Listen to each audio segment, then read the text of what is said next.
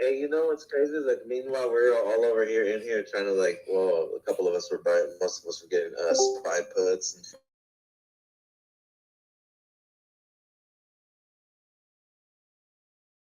and then he was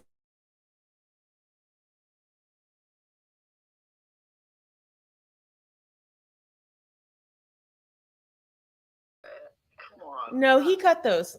He definitely cut those.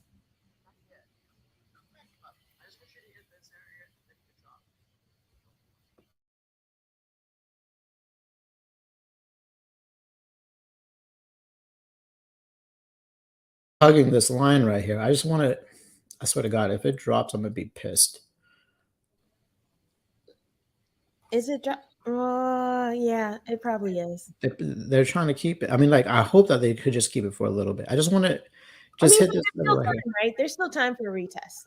Yeah, I mean there is, but like if not, if they drop it to 380 right now, I'm gonna be really, really mad. You'll get over it. I'm confident. Like you killed every trade today, and it's like you're only mad that you didn't get every single penny. Like you're like, oh, I'm done for the day, and everything is like profit, and now you're Yeah, yelling at it for not. for that. Yeah, no. It's just like those 389 puts, right? We were just looking at it. It was 249. They're at 522. You know what I mean? And we were just looking at it, right? We're like, oh, let's just see how the movement is. And sure enough,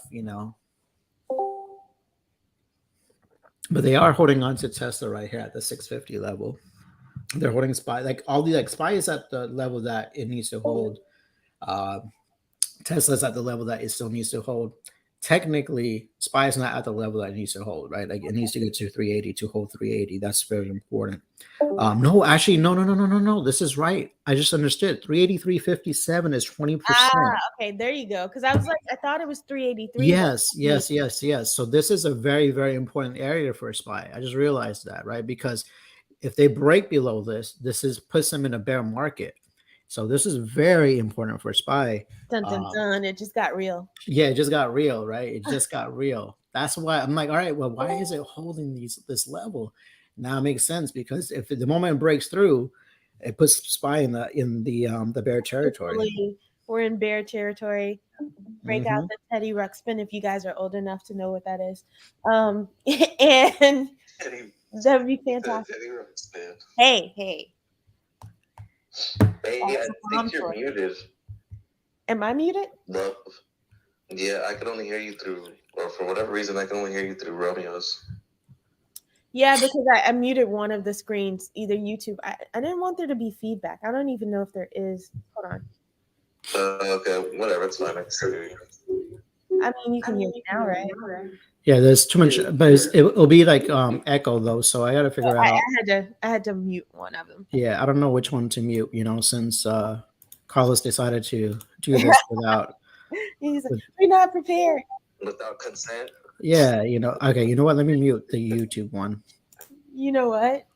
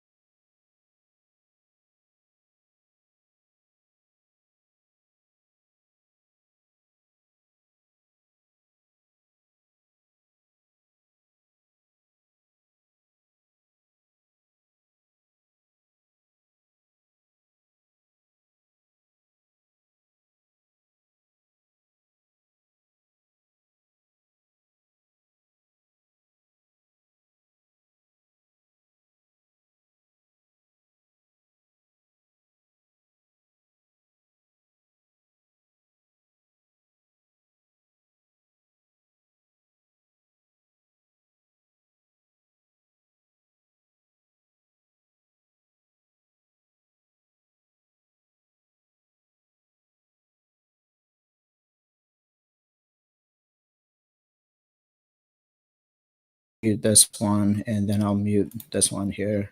All right. So now I we guess, can figure out. yeah. So Dude, you have to, I guess, go onto YouTube to actually listen on Discord. Otherwise, we're gonna get I think we're just gonna get a feedback. If not, I don't know. I don't know. I think it's fine now because I think I can hear you through both. Okay. I mean, I haven't muted the other one. Right. So. That's what I mean. So I'm not getting feedback. So you can leave it like this. Yeah. Yeah. You see, when Diego's talking, I hear an echo. Oh. Yeah, I don't know. Why are my premiums not going down on my puts? Like, Which I don't is like. weird.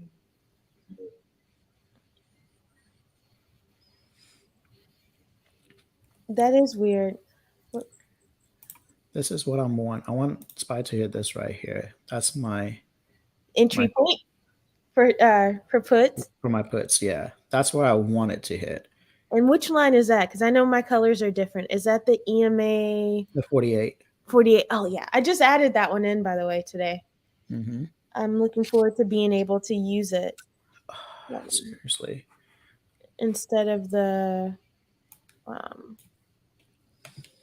So it's so here's the thing, right? Like right now where it's at, this is technically a area where if it breaks to the upside and it holds, it could make like a little recovery. If not, like you see how we're in a zone right now, right? Yeah. So this is like that level where you technically want to play like if it breaks, below or if it breaks above for calls, right? Like this is actually how to technically play it, because it's in that, right? This entire area is, like you're supposed to play off of like this level right here, right? So you want to make sure that in this area is like for calls and puts technically. Yeah, because we're looking at the SPY right now, people, and just kind of looking at its movement. It's been a killer trade all day, to be honest. Yeah. Right now it's just ranging. Look at those wicks though. Is that which chart is that? The 1 minute? Yeah, that's a 1 minute. Yeah, okay. No wonder, right? I'm like, that looks interesting. But it's the and it's just like ranging, right? Like this is like that range period. So we're looking for a break and base above. Like technically, like you want to break and base above for calls and you want to break and base below for puts, right? Like technically that's how. Right. But we need a discount. We need a discount. And so Romeo's already identified the overall trend here. So he's like, I want to get puts. I know I want to puts, but I don't want to overpay for them, which is why we're waiting for the retest of the 48. But look at it. It's like, forget you and wanting to test the 48. I'm out of here. Like see that drop? Yeah. The SPY was like, forget you, middle finger, sorry, bye. Yeah, pretty much. It's giving me the middle finger. It really, honestly, I saw. But this is, you see, like where I marked that line, right? That's like that demand for where it got bought up over here, right? So you were spot on with this particular, like you said, like what, 5-10 minutes ago that I'm looking for an entry for puts, right? And you were thinking about the 380s, like, which I got excited because I'm always excited whenever you're like, I'm looking for puts. I'm like, yes, all is right with the world. It's just that, we didn't get an entry. Yeah. No chasing though. No chasing unless you can see another trend that we're identifying. But you just have to wait. What is the SPY at now? Where's Tesla at? Because Diego had that one spot on. That was kind of crazy. Oh my God. Diego was like 650 for Tesla. And it's at like 645. Oh, that was a killer trade.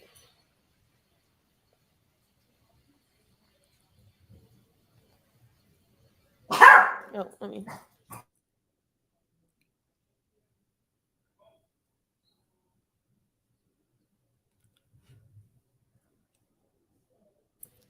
Can you believe that? Why didn't we? Okay. Now I need Diego to tell me when to get out of my Tesla puts. Like, Oh, you gotta be kidding me. I'm gonna be so pissed if I just missed that. Like I had that limit order. You see that right there to buy?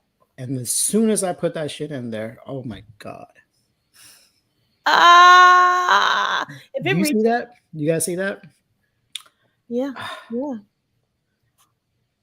Uh, Yeah, Diego, I wish you did too because you called that. And this what Tesla was at like 670 maybe something when he was like it could go down to 650. damn. I was like it could go to 643, but I was just playing around, I honestly. missed that entry. Oh my god. Like I had that I put that right in at the right time too, and it just didn't hit. Woo. So when we were talking on live earlier, and I was like, I would best case scenario for me, I would love a like negative 400, negative 500 day on the Dow and the tech. Like we might get there. Mm-hmm. Futures are down negative over 400 for the Dow and negative 272 for the Nasdaq. And at one point, remember they were up like hundreds. Did you just All buy right. something? Yeah, I just bought something. This is just a starter for me. So I'm in the 381 puts right now. So it's just my starter, just Just in to think. case. I've been trying to get you to test the waters for like 30 I minutes. know, I know. Like, I missed no testing chasing. that water a little while ago, right? Like I wanted it over here. That was like the perfect, like I wanted it over here, right? And unfortunately, it just didn't, it didn't plan out the way I wanted it. Um, and then I tried to get in right here, and it didn't plan out the way I wanted it. But I am up 7% on these puts right now. So I'm glad. I'm going to tell you guys, like, I didn't trade at all this morning. And when it started off really, really green, like all of my accounts were like bloody. Like mhm. even my small account, I'm not going to tell you guys what it got down to, but it was bad. And I was like, I still think that after doing all the analysis that we've done over the past couple of days, I'm like, I think I'm right. No scare selling. Um, Obviously, if I had profit, I could take it, but I didn't. And now they're all positive. There you go. But one of the ones that I'm most proud of is like playing your Apple levels yesterday Mm-hmm. because I got in late. So I overpaid where most people got in way better than I did. And so I was worried because it was on my small account. But and I bought two. Normally I only buy one. So I was Nice. over leveraged for my small account. But even getting in late, paying too much, they're still up the next day over 55%. Oh wow. Yeah. So I'm proud of like my small account started at 500. It's at 760 now, Mm-hmm. which is good because it had, it struggled in the past couple of days.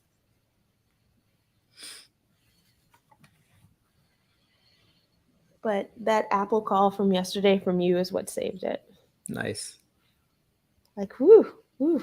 And these Tesla puts that I didn't paper hand this morning, There you go. which I wonder if I should just sell them or because you can imagine what was Tesla at this morning? It got as high as 721. Something, right? Yeah, 721. My small account had $600 puts expiring today. Oh wow. So you can imagine how low that had gotten. Yeah. I didn't average down though. I kept it. And so I'm wondering if I should sell those or if I should keep them. Because Mm-hmm. they literally, I think it's got as low as like $10 a contract. Nice. Nice. So I'm just showing you guys what I'm doing right now because you guys start seeing all these little lines, right? Basically, what I'm doing is I'm doing my exit strategy just in case if like I don't want to lose profits, right? So I have a exit strategy always in place, right? So What just happened? notice that, yeah, I sold it, right? And I sold it for about, was it $15 profit, right? Why did I sell it for $15 profit? I mean, like this could still come back down, right? But my whole thing is like my entry wasn't the greatest entry, right? Right. And each, you see, like I create each line. So if it hits that line, I'm out of that play, and then I'll look to get back in later on, right? So know that. I love that idea that you're pointing Yeah, out, though, because when you see a trend and you can't get in, there's always another spot to get in. And right. then when you know that you didn't get the best entry that you could have gotten, you secure profit and look to do it again a little bit Yeah. quicker Yep. than if you had gotten a super good entry. If you got a bomb entry, you can weather the storm a little Yeah. bit. You But didn't. I didn't get a bomb entry, right?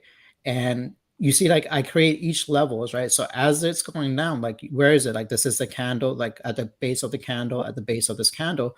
And since it came, right, and it touched, yeah, I could have held it and see if it breaks, then I'm gonna lose that. Just in case, I would have probably lost some profit, right? So it's not about like, okay, yeah, now I'm just like, oh my God, like Yeah, but you still I'm did what you were supposed to yeah, do. I made $15 off of it. This is only this is $8 now, additional gone, right? But it's not like, because my entry wasn't the greatest, right? So I was technically chasing, right? So if I'm chasing, I have to make sure that I know how to get out of the position, right?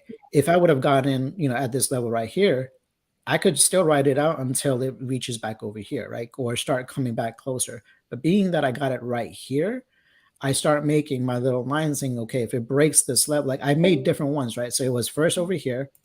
This was my first one.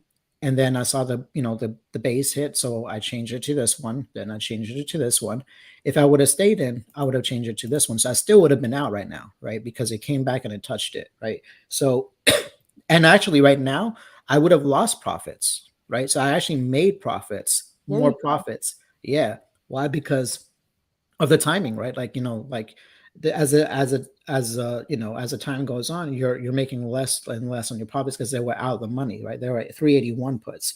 But that was just my testing, right? So notice that even at this level right now, I sold for 115. It's at 111, Wow.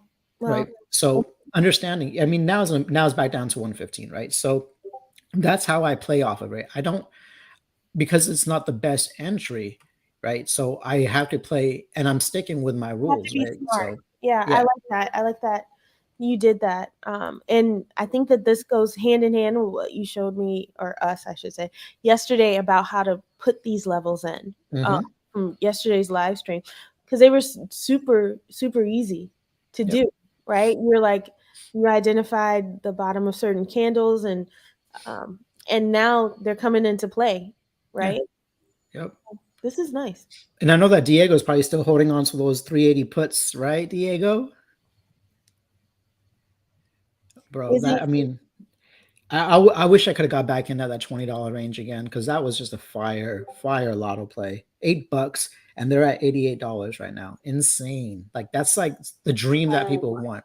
That's a dream that people want. I'm kicking myself. No, Ellie, don't kick yourself. No, I just took my guys to lunch, and I just looked back on the, oh my God, the watch list. I can't. It's okay though. No chasing. No chasing. And Ellie, just to let you know, we are live on YouTube. Oh, right now? Yes, we are. Oh, hello. Okay, I'm gonna go on. I'll see you guys. I just don't want you to cursing up a storm or anything like He's not gonna that. curse. I want it. Right. He's not. Good Okay, looks. so I sold one of my Tesla calls for only $11 profit because and I held one, but I'm gonna try to see if I can just exit out. My small account is now over $900, so I'm gonna try to see if I can get profit, sell stuff. I don't want to scare sell, but I do need to get out.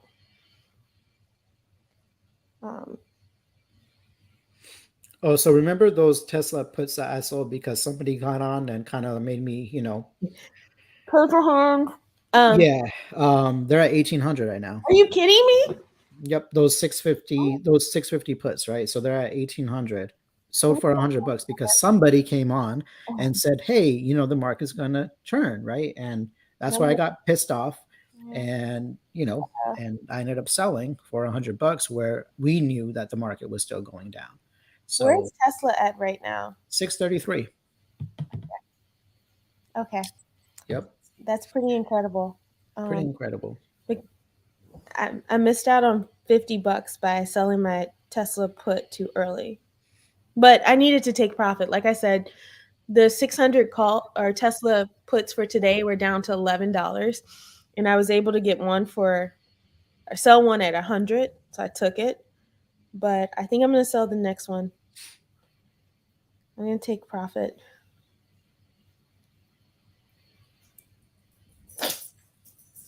Let's see, sell to close.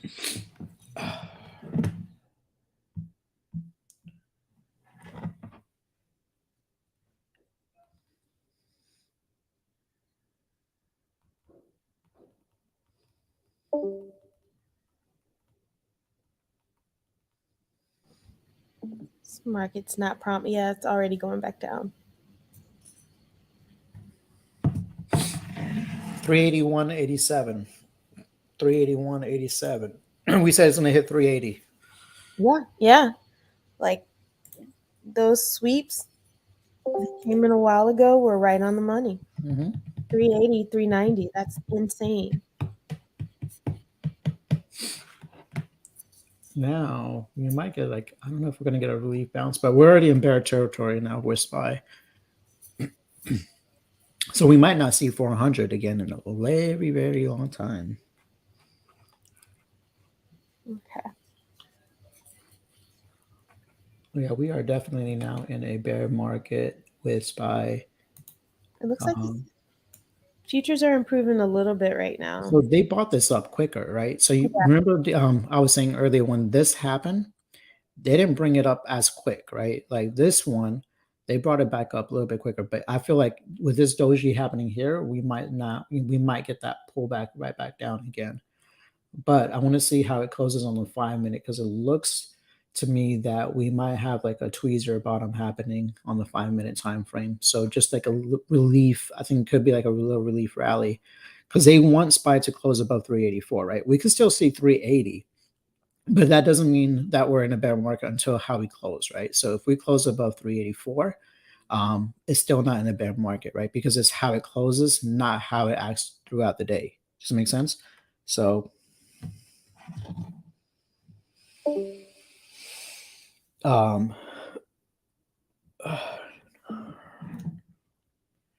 me 1 second.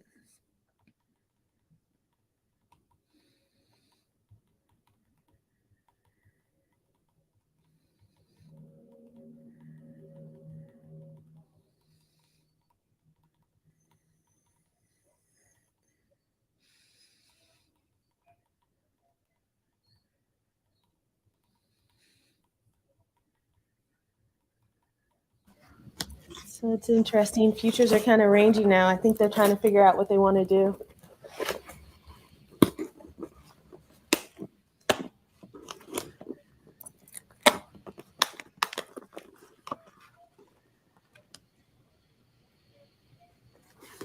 So to Sarah's point, yeah, my first trade of the day just happened 10 minutes ago because of that exact same thing. Markets like this, I have to make sure that I'm right, and if I am, I don't want to get faked out or scare sell or anything like that. And so yeah, it was rough watching my Tesla position go down to $11, but like I said, I thought I was right, and I was. So I just held it.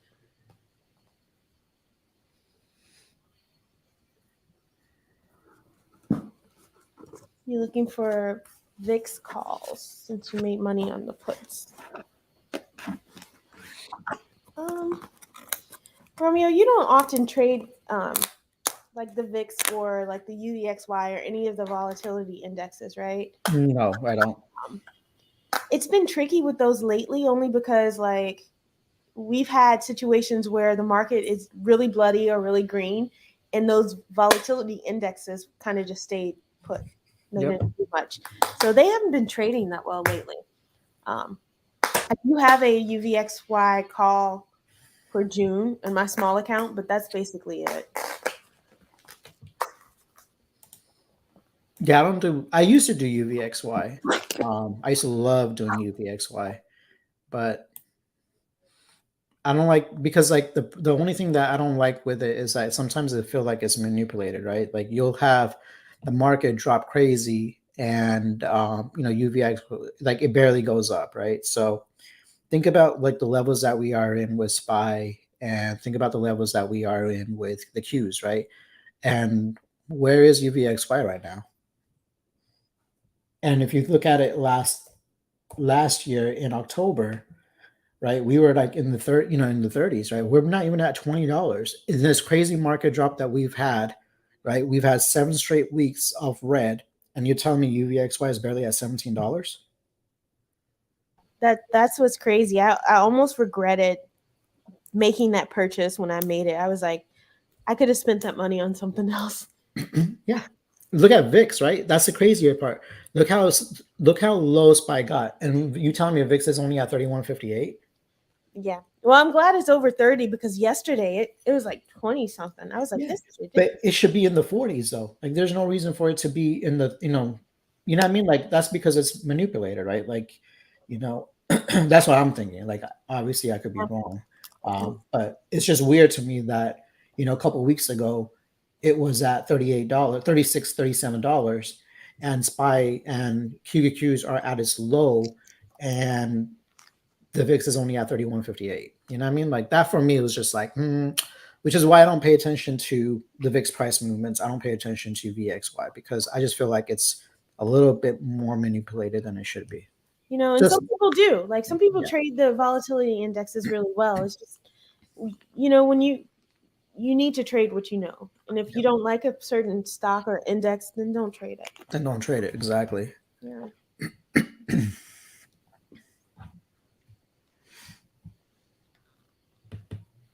What's happening? Are we getting bloodier? I think we might be getting a little bit bloodier. I think so. Well, if futures are being correct here, yeah. they just got really bad, by the way.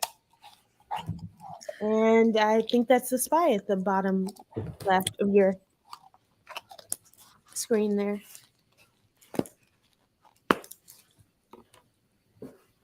I wonder if my Tesla. I had a limit sell in. Let me see if it hit. So the question is, do we see Tesla hitting 600 today? Oh my gosh. That's something I probably need to figure out because, like I said, I do have a one Tesla $600 put expiring today, and it's for my small account. So I would really not like to paper hand it, but at the same time, I don't want it to go to zero because I Right. it's a small account. I don't know.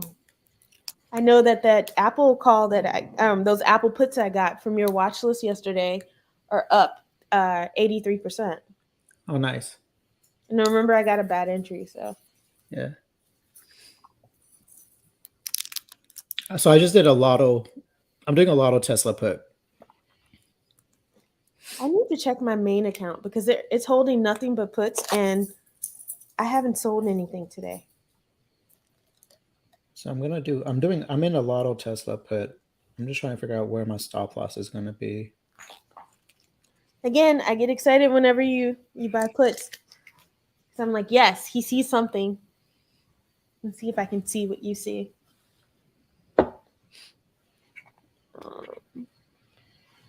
The SPY is trying to do a retest.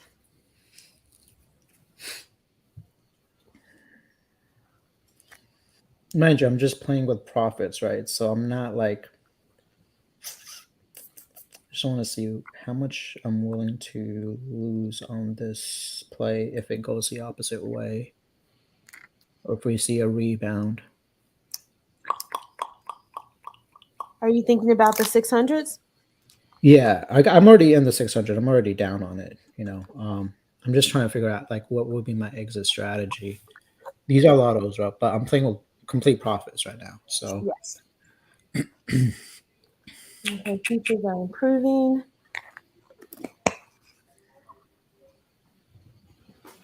Let me see what I want to do here. Okay.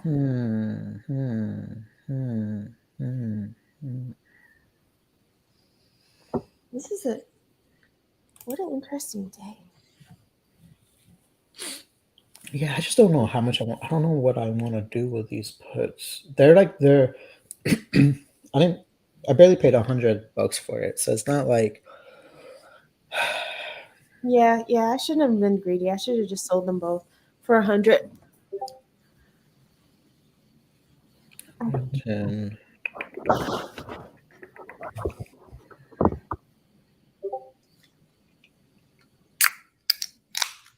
But the way this market's going, I think you're right. There's blood on the table.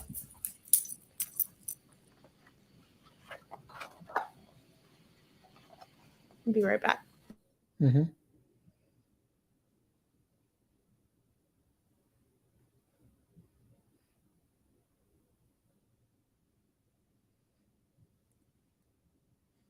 That would be at 154.66. Okay. Sorry, excuse me. Yeah, there's just lottos. Let's just keep it like that and see what happens. I don't want anybody to get into these lotto puts, but I'm just playing off of complete profits right now.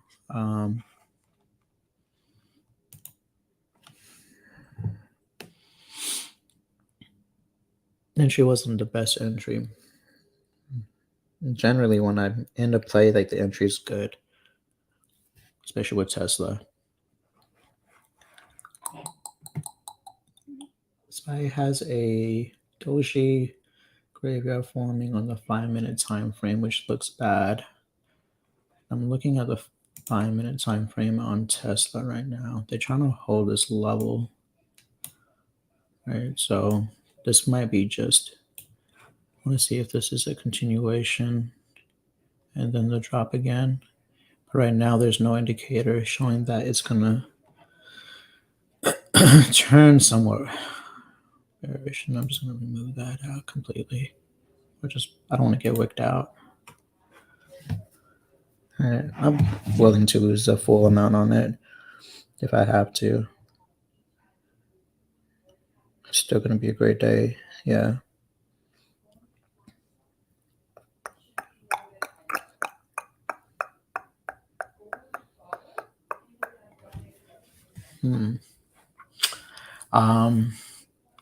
So whoever's watching on the YouTube, this wasn't actually supposed to, I didn't know that we were going to stream. Carlos decided to just do it anyway. So I wasn't prepared. And yeah, otherwise I would have been like, all right, this is what we're going to do, this and that, but I wasn't prepared. But you guys saw a live trade happening in real time with, when I got into SPY and then how I exited. And if you notice, right, I exited right on, even though I missed out of those extra probably $10-15 of profit. But my exit strategy was right here as it came back up, right? Yeah, I could have wrote it down another less than $1. But it's all about exit strategies, right? Because it really is, especially when, like you said, you don't want to chase, but you want to get a good entry. But even if you don't, that exit strategy is paramount. Yeah, and it's funny because those puts are exactly what I paid for earlier, right? So I would have just rode the entire elevator, hoping for it to go back down again. Mm-hmm. And so that's why, you have to understand, okay, well, because your entry wasn't the greatest entry, how do you exit, right? So it's all about taking the profits at the end of the day, and that's basically what I was. That's what I was doing, right? So anybody that when I'm looking at, like I said, I'm in these Tesla puts, I'm down, but I'm not like. I have the same put.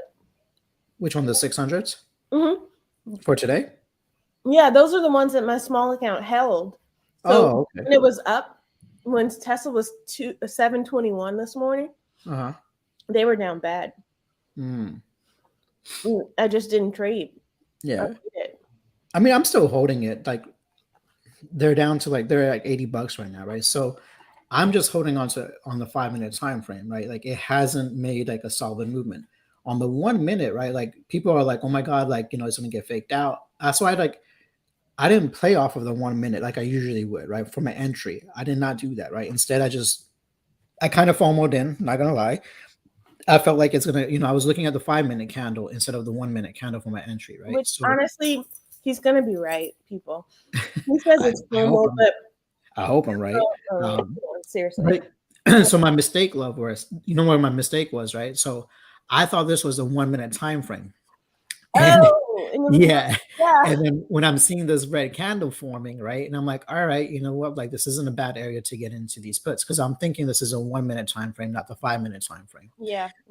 And so that's where I messed up, right? So instead of paying attention to this area right here, I would have waited a little bit longer for a potential test of this area right here, right? I was looking at this level thinking, okay, this is a 1-minute time frame. This is not going to come back up to here right now. Like there's no way that it's going to just pop up $30, right? But like I realized that afterwards, I'm like, oh, this is a 5-minute time frame, not the 1-minute time frame, right? So that was my mistake, So that's why. all it tells me is that it's going to take you a little bit longer to be right, but you're Yeah, gonna. I mean, like that's the game plan, right? To still be right, but it all depends on these breakouts, right? So You totally would have got a better entry though. oh yeah, I would have had a much better entry right now, and I would have been up right now. I would have been up almost $20 right now, right? So, because my entry obviously was based off of here and not where like I would have liked it, right? So I probably wouldn't have gone into the puts just yet. Like I would still probably be waiting and waiting to see if this actually comes over here and tests this area out right here, right? Mhm. And if it does, then I would get into the puts, or if I'm starting seeing this curl down, right? Like if I'm seeing the 9 and the 20 start curling down, that's when I would get into puts, right? So I still wouldn't have gotten into puts until I see this area getting tested. Now, does that mean that I'm going to go back in and get another contract? Absolutely not, because this is my lotto play, right? No, I don't want to add more money. Yeah, you don't. I'm not going to add more money. If there's a possibility you could be wrong, there's no way Exactly. you add it down. You Exactly. no, why would you throw good money after? No. Exactly. And like I said, I'm playing with profits, so it's not like I'm, I'm not playing with. What I mean. You're not. I'm. You know what I'm playing with? I'm playing with my SPY profits that I wasn't even supposed to have. Right? Like, think about it. I made $110 off of my 380 puts that I got for $8. Right? So craziness. That's right. Like, so I'm playing off of just those profits. Like, so regardless of how Tesla turns out, like I'm playing off of. Yeah, like I'm playing off of like something that I shouldn't have even gotten, right? Like, you know what I mean? Like I was like, all right, 380, 380 puts $8. I could probably make like $12, right? Like $4, $12. Never did I expect I'm gonna make $100 off of my 380 puts I got for $8, right? So nice. Know that, yeah. So know that it's risk reward. Yeah, exactly. So I'm playing off of just profits. Like I'm not playing off of additional money added, right? So that's why I'm like, and I still have on the small account, like I still have about 1,300 that I can still play with, but I'm not like, I'm pretty much, almost done for the day. You say that, but I think that, as 3 o'clock happens, I'm going to see something that I like. And, I will probably then try to do a little lotto play. Obviously we know how I am. Exactly. But yeah, like I'm just, now it's just enjoying it, right? Like enjoying this moment, especially on a great trading day, like you're allowed to take a little risks here and there. Might not be the best risks, but you never know, right? Like if this drops to 600, I'll be happy, right? Love will be happy. I'll be ecstatic. Yeah, because we've already missed out on some earlier ones, right? So what is Facebook doing, Romeo? Would you mind looking at that? Facebook, yeah. Let me look at Facebook for you. I have some 190 puts expiring next week. Ooh. It's almost, where's it at? It's at 190.45. We could potentially test out 189. That's crazy. That is crazy. It's just so funny when you're looking at these levels, and yeah, we can see 189.48 happening. If it breaks below, we could potentially still see 187. Like it all depends on how the market wants to react in the next hour or so, right? Are we going to say this is it, or are we going to pump up, right? So understand that I still think we're going lower. And the reason why I think, obviously I'm not 100% right? But the reason why I think we're going lower is because they did not pump this up crazy, right? Whenever SPY hits a low for the day, they start pumping it up and we start seeing a better reaction, right? We start seeing it go up, right? We are not seeing it go up. Like this is just that, okay, like, yeah, we came up $2, whatever. If this was such a solid demand where they're like, okay, we're going to buy this up, we would have already seen 385 by now, right? We would potentially see 386, but we would at least see 384, 385. We did not see 384 even off of this push, off of this level, right?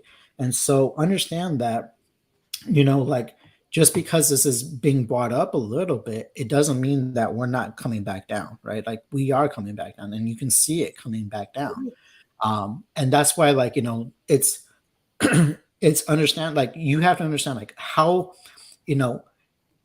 if even like with Tesla, right? Like Tesla's at 633 and it didn't even get to 650, right? So that means to me, that means that they're not done selling it, right? Because the moment that it gets into a demand area where they're like, no, this is where we want to buy up, they are going to come in heavy and they're going to buy up, right? If they're not bringing it up heavily, guess what happens? That means that they're not ready. This is not the end of the road, right? So that's what you have to, like, psychologically, that's how I'm thinking, right? So obviously I could be completely wrong, and like look at where SPY is already at its new low for the day and it's dropping to 81.53. Is it going to drop even more? Is it going to drop even more? We're at 381.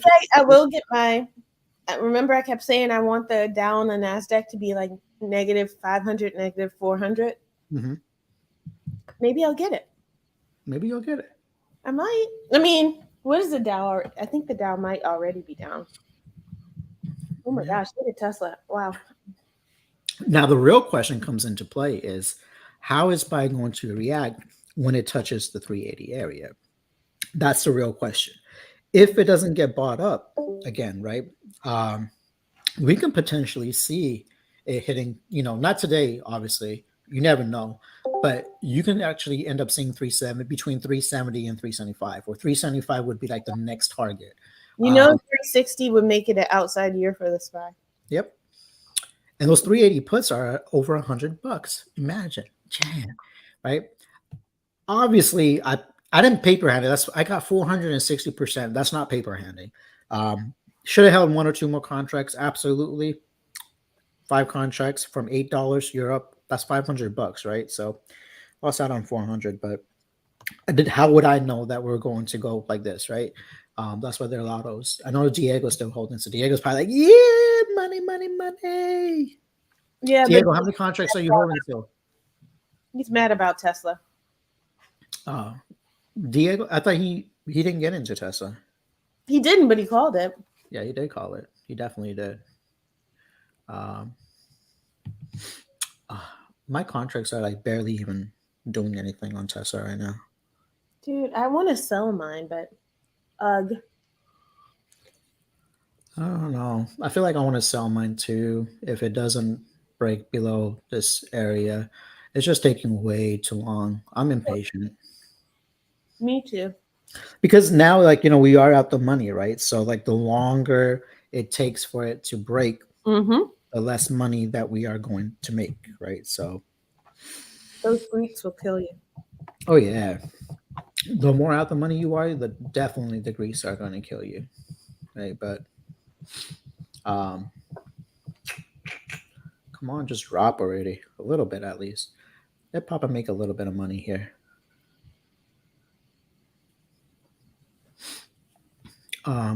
Yeah, so SPY another low for the day, 381.43. Telling you, we're gonna unless they bounce it right off of 381.00 or we might see 380, 96, 97, and they'll try to bring it back up a little bit. That's something that you can potentially test, right? So these are theories that happens, right? Because whenever we get into that area where the expectation is there, right? Like, hey, the expectation is now for us to touch, what do you call it? To touch this range. What would end up happening is that they will probably try to bring it back up a little. Yeah, sorry, I got sidetracked for a second. They'll try to bring it back up a little, and then it depends on that how much they bring it up is going to be the key to see if they're going to drop it back down later on or not. So psychologists, just think about that. Like, sorry, I'm just thinking out loud. Right. Yeah, I'm just thinking about Tesla, what it wants to do. I might just take the profits just because I'm way out the money, and it's just I'm looking at the same thing, but like I'm still just I have a bid in for like 165 to buy or to sell. to sell. Oh, to sell 165. Yeah. Like I want to see a drop more, but like it's just like, but I don't want my trade from going to green to red. Exactly. It's the, like I said, like the decay that is worrying. Yeah, because it's the decay, right? And you see how they just brought it right back up a little bit. 381.29. They brought it back up a little. Let's see if this is like that move for them to. Is that your little pups? I hear growling. Yeah, he's mad that he doesn't have treats right now. So. Uh-oh. Why doesn't he have treats? He's being bad? No, it's just not time for treats. What's crazy? It's like I'm seeing this, like this little pump back up, and like I go from like break even all the way down to 20, $12, $13. And that little pump back down, like it was barely any move. And I'm just like, what the hell? Like, but that's the Greeks for you, right? Like it's insane. It's so funny. Like, because you're out of the money, right? Like it's but they're trying to hold this. They're trying to hold this range. I don't like that. I really don't like that. Facebook. All right, I told you Facebook would drop out of 189.48. It did. Is that? Yep. It's at now 188.99. They're gonna try to hold it. What's that? I'm gonna sell my 190 puts. There you go. Profits is profits. Yeah. It was struggling, so I don't mind like not even leaving a runner for this. I want the money. Yeah, take the money. Like, and plus it's my put is in the money, so I don't think that I'll be able to get much return. Yeah. And my bid didn't hit. Hurry up.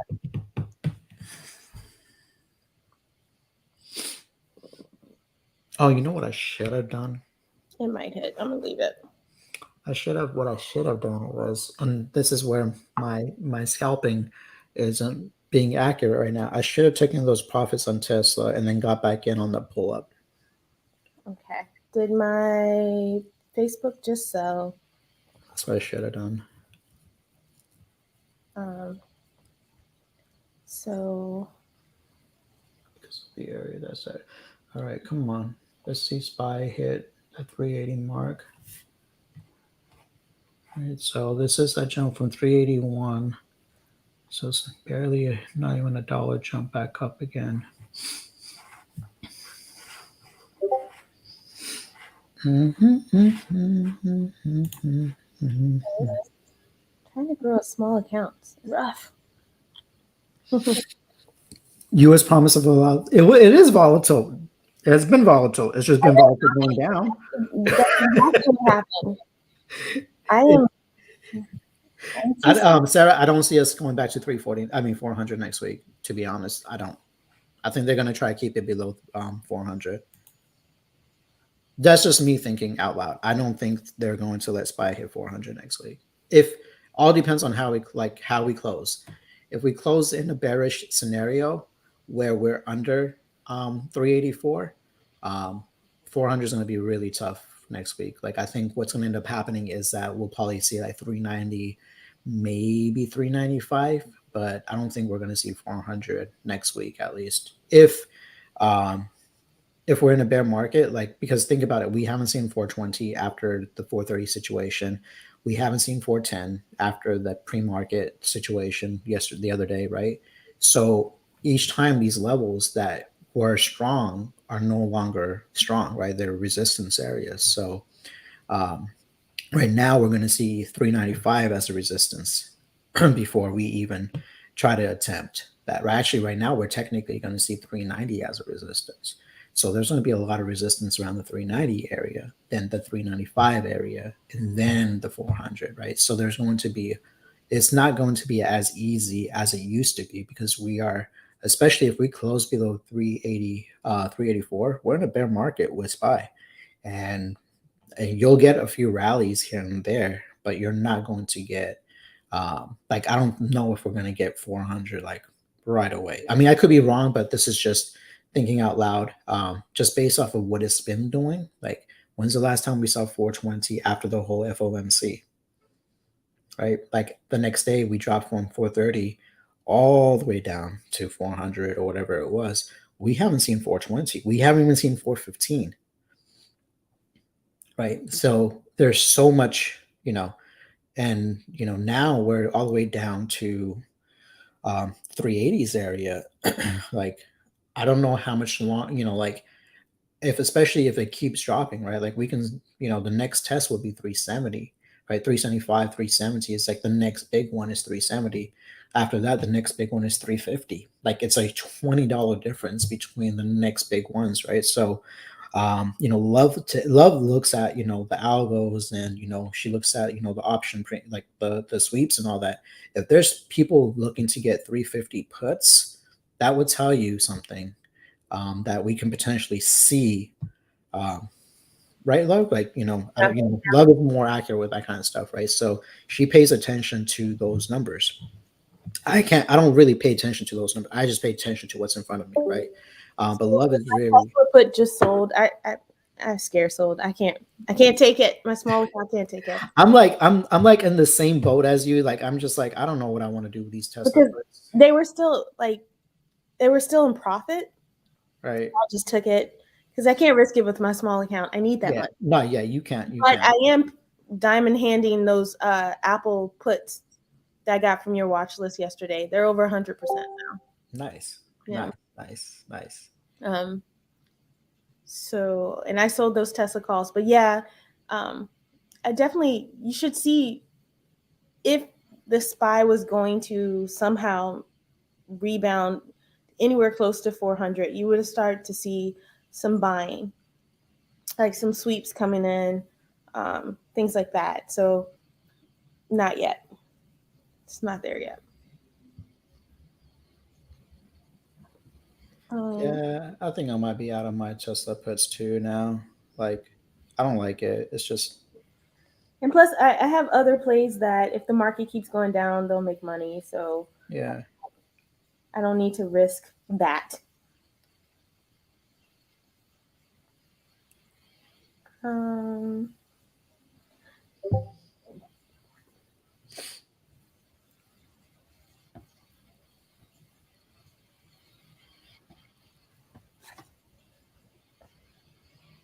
Because usually I struggle really badly on Fridays. Like last Friday, I tried to call like Amazon and all that other stuff, and I usually severely damage all the good work that I've done over the week on Fridays. So I've bought nothing. I've only sold. Yeah, I sold Tesla or break even. It is what it is. It was such a outside of the watch. Now that I sold it, it's gonna just drop hard. And, that's okay. I did not. That always happens with me. That always happens with me, right? Like the moment I sell it, because here's that 380 as discussed. Oh my God! Did it just happen? 380.93. We hit that 380.93. Of course. And those 380 puts are $125.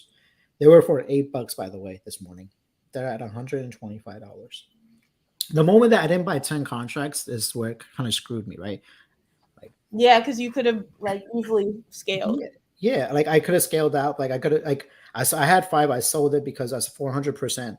You know, like I Mhm. was expecting. I wanted to get back in. Remember, I said I wanted to get back in, but I never had the opportunity to get back in because I wanted in under what I sold for, right? So I sold for 45. I wanted at least for 30, 30, 25, 30 or whatever. That's what I wanted it for, right? But it never came back, right? Like it never came back to what I wanted, right? Instead, it's funny because you guys want, this was just when me and Love and Diego, we were just like watching Spy earlier, and we're like, okay, well, we were just paying analysis off it, right? And we're like, okay, well, we were looking at it earlier today, and this was exactly where we were like, maybe we might want to get back into, we want to get into puts if this comes back, right? And it never came back and touched it, right? And that moment, like we looked at it here and we're like, maybe, right? At this moment, let's just tell you this, right? The 389 puts that we were looking at was 249. Mhm. Okay. We were just like looking at how the price action would move, right? So we saw it come back. We're like, all right, maybe we can get it back in. And it just never came back to that price. And those 389 puts that we saw for 250, 249, they are now at 790, right? But that was just, it's just unfortunate. It's so unfortunate that we missed out on that simply because we're being patient, right? We wanted it to come back and test it again, and it just never did, right? And Yeah. we missed those opportunities. And then we wanted it over here, it didn't touch, and we missed this opportunity, right? Same thing, missed this opportunity. So there's so much opportunities missed that we have, but we've already profited, like we don't have to worry about, like, it's like, yeah, it sucks because we missed out on additional profit or whatever, but that profit was never for us to begin with, right? Like, yeah. you see what I'm saying? So like, because now, like, it would have been just like, all right, we're just chasing it, right? Like we're just like, all right, let's just, let's just do it just to do it, basically. And I don't want to gamble with my account. So yeah, and there's no reason to, right? There's no reason to gamble with the account. You have a great day. Have a great day, right? Like here we go. Like, like we saw that 380. That's what we said. I said between around 380. 94 area, right? With this, what I said, 94, 97 area, we might see a quick little bounce, right? It's 380, 93. I was a few cents off. And we saw a quick little bounce to 381.63, right? Almost $1 bounce, right? Comes right back down. And where did it test, right? It tested the 380.94, right? So I still think that it's not done coming down. Otherwise, we would have seen the pump up, right? And by the way, those Tesla, even though it's going lower and lower, I would have been negative right now if I wouldn't have sold, because they're out the money, right? And the DK is killing me right now. Yeah. One of the reasons I was, first of all, it was profit, and like I said, those contracts were killing my small account this morning. Mm-hmm. So profit was looking very tasty, so I took it. And I do actually have a Tesla June put on my bigger trading account. So if it drops, hey, that's good. Go for it. So remember my Baba puts? Yes. That we sold for 140? Yep. They're at 300. Oh my goodness. Right? The fire alert, hey, they're at 300. The Apple puts, they're at 582, right? Like, it's crazy. Great plays, but I don't know how to like day trade like for the entire, because I can't, like that's just not me. Ooh. Other people, they're able to do that, right? They're able to actually what do you call it? I haven't sold yet because I can't, but my small account that I started trading on Tuesday, $1,000 from 500. Yes, from 500. Yep. But it's basically awesome. Because I'm holding those Apple puts, though. Those Apple puts, yep. Yeah, if I would have held on to those Apple puts that we bought like a couple days ago, like yesterday or the other day, we would be like fire right now, right? But like, understand that Love trades differently than I trade, right? Like I'm in and out consistently, right? Like it's just today I haven't been in and out, like we've been doing other things, like we were looking at other things. Usually I probably would have already been in and out of Apple a few times and I would have still made the same profits as where it's at right now, right? Or a little bit more.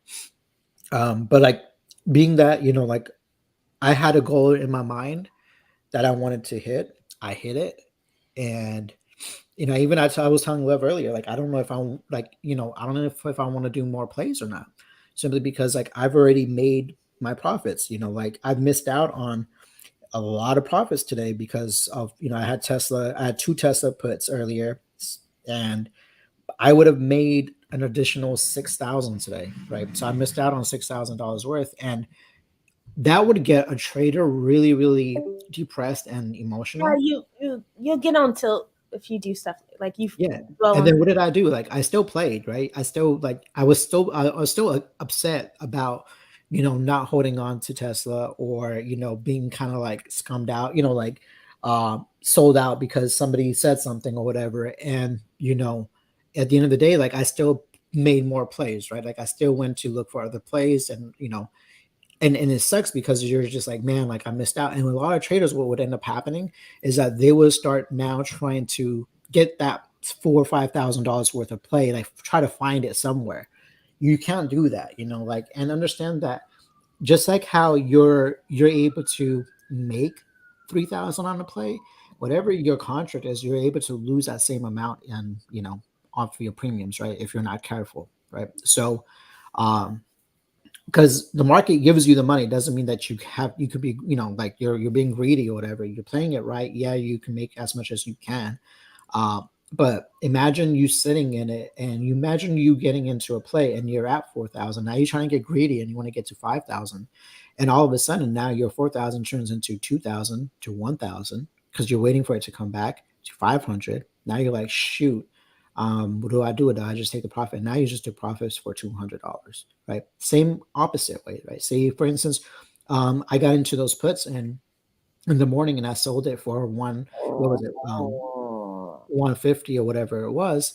And it went down, like, and I just watched it come right back down to 100. So I lost all my profit and now it went negative, right? So you do not know what the market's going to give you, or which way it's going to go. You can only base it off of the trends. You can base off of, what you're looking at. But at any moment, like with a snap of a finger, the market can turn right back around and you're in a position where you don't know what you're going to do, right? So I trade differently because like my entries isn't like, I'm not looking for like the lowest entry. I'm not looking for a swing play, like Love looks for a swing play. So if Love was to do calls, for instance, hypothetically, she's going to wait to see where the bottom is at, right? Because she was going to want to swing. And just like when she does puts, right, she sees where the top is at. She sees, okay, well, this is an area where she knows that there's some sort of resistance because she does her homework, and she will buy her puts for a month out or a couple weeks out, and she's good. And I don't like people like, and like Zach say the same thing. Yeah, diamond hands, right? Like people are like, oh yeah, but I made 3,000, 2,000. You know how many times people are so quick to make 3,000-4,000 that the next day they lose all 3,000-4,000 because they get so great, like like their ego is up because they made a home run. You're not looking for home runs in the market. You never want to look for home runs in the market. You want to sustain profits. You want to be profitable day in and day out. That's what makes you a great trader. However, if you're looking for home runs, you'll get a home run here and there, but just as easily as you made your home run, you're going to have that ego, like I could do it again. You're going to risk your $3,000-4,000 that you made, and you're going to end up losing it. And then you're going to be like, oh man, I paper handed or I diamond handed, and that gets into you, right? So a lot of people don't understand that. Yes, you can make $5,000 to $10,000 on a play, but if you're not careful because of your greed, you could end up losing 5 to 10. I've seen people that made 100,000 and dropped their account from 100,000 all the way down to 20,000 to 5,000 to 3,000, and they reach out to me. They're like, Romeo, can you help me now? When I asked them what happened, and I'm not going to give names or anything like that. And I asked them what happened. They're like, oh, I blew up my account. I'm like, how? I got greedy. Number one thing that people tell me is that they got greedy.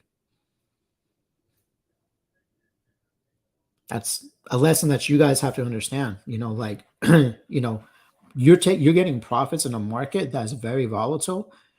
At any moment things can, change. Yeah.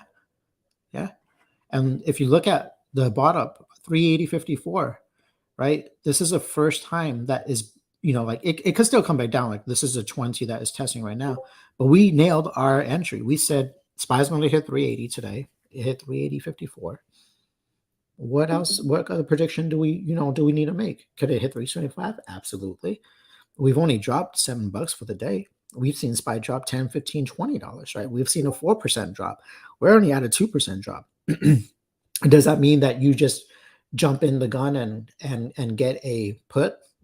That's up to you. I'm not right now. Absolutely not, because I want to see how they play this out. Like, I'm not jumping into calls. I'm not jumping into puts. It's not 3 o'clock for me, so there's no reason for me to even do a lotto right now, because I want to see where the market is or how it's going to act. I don't care about like I'm missing out on all these opportunities to make more profit, but I could be easily wrong right now. Mm-hmm.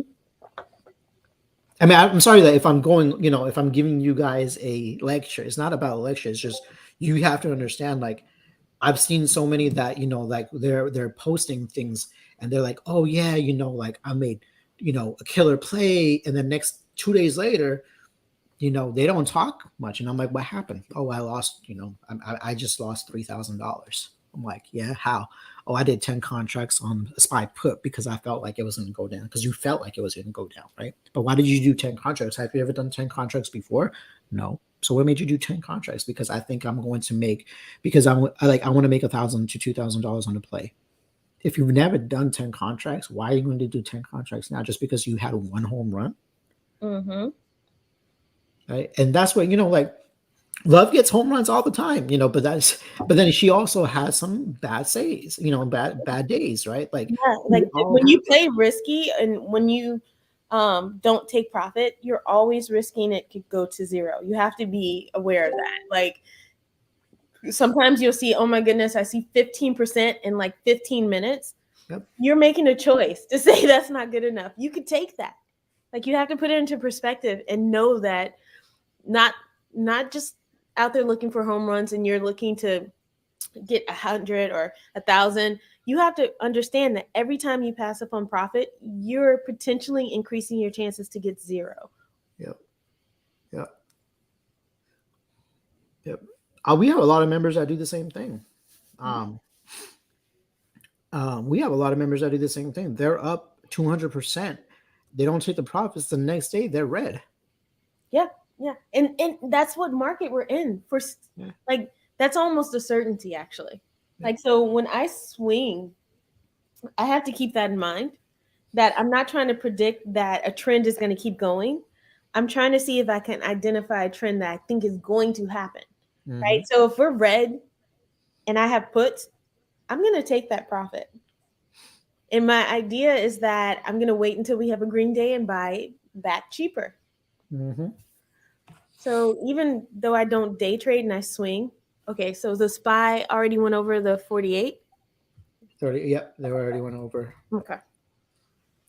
I'm just taking a look at, but you see, this is the biggest difference. 380.54, it already jumped up almost $3, right? I mean, it can still pull back, but how it never happened here, right? It didn't happen at anywhere. Where did it happen? Where a big pump just happened, right? Mm-hmm. So doesn't mean that it's not going to come back down, but now you have to play it smart, right? You have to see, okay, does this, because I might get into calls, right? Because I'm going to play off of what? The trend. You have to play off of what you see, right? Exactly. And if this can hold above that 48 and see how well it retests your other levels from earlier today, not even new levels, but the ones you had already in there. Yep. That's basically what I would do, right? So you don't there's no reason to try to call the bottoms or the tops, right? You want to play the trend. You want to see how the trend works out, if there's going to be a crossover on my EMAs to turn bullish or not. I'm waiting, right? Like, I don't care about getting in here, right? Because I could easily be wrong. I want to make sure that I'm in a situation where I feel like, okay, we're a little bit in a bullish scenario where I can at least be more like 100% profitable, opposed to being semi-profitable, right? Or maybe possible, right? Like, this wasn't a bad area to get into into calls right here. What line is it? Like, I see the color, but I Yeah, don't. that's a 9 and the 20 crossover, right? So that's not Oh, a yeah, bad, definitely. yeah, that's not a bad area. But reason why I didn't get You would into have it, gotten out by now. yeah, I would have already gone out. Yeah, you would. Because of the of the pullbacks, right? Yeah. But I'm paying attention to the the 48 that's just been added, right? So for me now, like this is I want to see this entire crossover happen and maintain, right? So I'm looking at the 5 minute, like the 1 minute. I'm gonna go into the 5 minute candle, and I want to see how it acts. And if I feel like this is an opportunity for me to grab some calls, I will. But would I do it for today's expiration? No. I would actually look for it for Monday's expiration. So I Simply, still have a question though. So because you're looking for any sort of confirmation of a bullish trend, yes. what about entering 380 puts right now? Why would I do 380 puts right now, though, if the trend is showing bullish? Right. Well, I know I'm not getting in it, but I'm Yeah. just saying why. If someone was thinking that, like, oh, I see it's going up, this is a good time to get in for it to go down.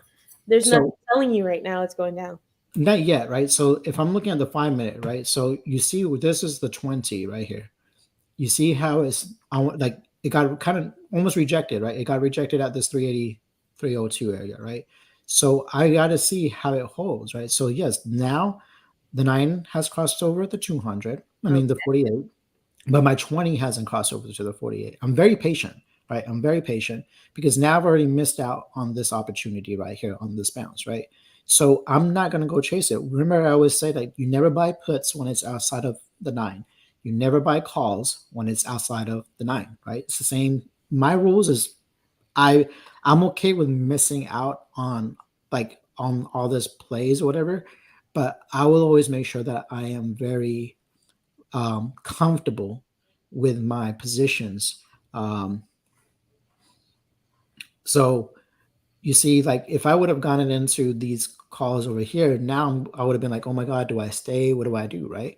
Why, that's why I said I don't get into calls until I'm comfortable, and especially we're in a bearish, remember, we're still in a bearish sentiment, right? Just because we're having this pullback, this pull up, I feel like maybe, yes, we can test the 385, the 384, 385 area. We probably potentially can. But it has to break certain levels, right? Like this level hasn't been broken yet, which is a 385.32, right? So I need it. You see where it got rejected? It got rejected right at that level, right? And where did the candle close? Below my 383.02. Remember, that's the time where I got out of my puts. Yeah. And what is that acting right now as? Resistance, right? So those levels that was created in front of you guys, it's nothing different that I did, right? Now it's just like, okay, well, do I want to get into puts or do I want to wait to get into calls? Neither. I'm waiting to see how this candle closes. The following candle, I want to see the reaction that it does to potentially get into calls or puts if I want to get into calls or puts, right? If I feel uncomfortable about the trade, I'm not going to do it, right? Because mind you, we're in Friday, we're in OPEX, right? Like, That's right. I forgot. Yeah, exactly, right? We're in OPEX, we're in Friday. I've already profited for my day. My account today, let's just look at it. I am up 12.9% for the day. Do I want to be more riskier to try to get 15? That's greed. That's greed. So for me, just the way I trade, I don't need to get into a play unless I feel like, okay, yeah, I think this is a good one play. that's like really, really good. If you see a good one, then yeah. But there's no need to chase right now. Yep. Just watch the And you see why I didn't get into calls just yet, right? Because I'm like, all right, well, I want to see where this comes back down to. Okay, does this level over here hold? This is where the 48 is, but where did it get rejected over here? It got rejected at the 20, right? So I look at all my time frames. If I'm going to get into a call now because we're in a put. Yeah, because we're in a we were in a bearish sentiment, right? So I might get into puts if the crossovers come back down, retesting today's low, right? Or it might not even retest today's low, right? What we can see is a pullback happening, and we'll probably test this area right about here, right? This is the area that it could come back down to, test this area, and then bounce back off. If it breaks the bases below, then we're going to test today's low, right? So or it'll go up to like right about here first, right? So where do I come up with all these, right? So this is where it stopped. Like, let me zoom in for you. Let me just maximize this so that way you guys can see. So if you notice, right, I have it right here because you have the pump, you have the like the little pullback, and then it pumped hard right here, right? So this is where you want to see if a drop does happen, right? Like this is the area, like you have to look at every area that there's a pivot and where the rest is at, right? So the next one would be right here. And if it breaks that, this is where it'll be right here at this, at this level right here, because this is where the pullback, more of a demand area right here. This is the start of the demand area, right? That's where we kind of got that pump up. If it breaks this, there's nothing that's going to hold it until this area right here, but this is a very light area. So 380, because if you see 380, if we get to 380, 64, 90%, 95% of the chance you're going to get another low, right? So this is just a demand area. So if it breaks this demand, it's going to go down, right? And notice how I play it off, right? Like this is a very it held this strong, right? Like it held it, right? So does it go above? Excuse me, sorry. Does it go above? The candle did not close, right? The candle did not close above this area right here. So we can easily see a higher, lower high, right? So I pay attention to how things move. And for me to see, okay, do I want to get back into the play or not? And then I feel like, okay, well, I look at this right here. This is my 200 coming down. Is it going to test my 200 if it's on a bullish run, right? That's where I have to see. So if it breaks here, and say, for instance, it holds, I kind of go back and see, okay, well, these other line levels that I have, are they strong enough to keep it from hitting this area, right? So I start looking at it, right? This area right here is not as strong, right? And I'll tell you why, because there was really nothing. I mean, you had a little pivot right here, but you already have that strong one over here, right? So this is a nice little wick, yes. But if it already breaks this, that wick is going to be it's going to be irrelevant, all right? Because you have to look at where the next level, is, right? So you have the drop here, and you see how you have the pullback, right? This is your pullback, so this is where the next level that they will try to test it. Same concept. You could actually technically utilize this one if you want, because this is a pullback, right? You can utilize it. But you want to see how everything else plays out, right? So this is such a minor move, which is only a 20-cent move, right? So either you keep this one or you keep this one, but you don't do both, because that's just a 20-cent move. That's not really going to be as impactful, right? So where did it more get rejected? It got more rejected over here than this line. So I remove it, right? Because look how many times it got rejected. 1, 2, 3, 4, 5, 6, 7 times it got rejected at this line. Wow. How many times did it get rejected here? None, right? Just that one time. That's it. Make sense? Sorry, and maybe this one. Just one time that it got rejected. This area got rejected numerous amount of times, right? This line right here. Let me just color code this for you guys. So this line right here, I'm just going to darken it.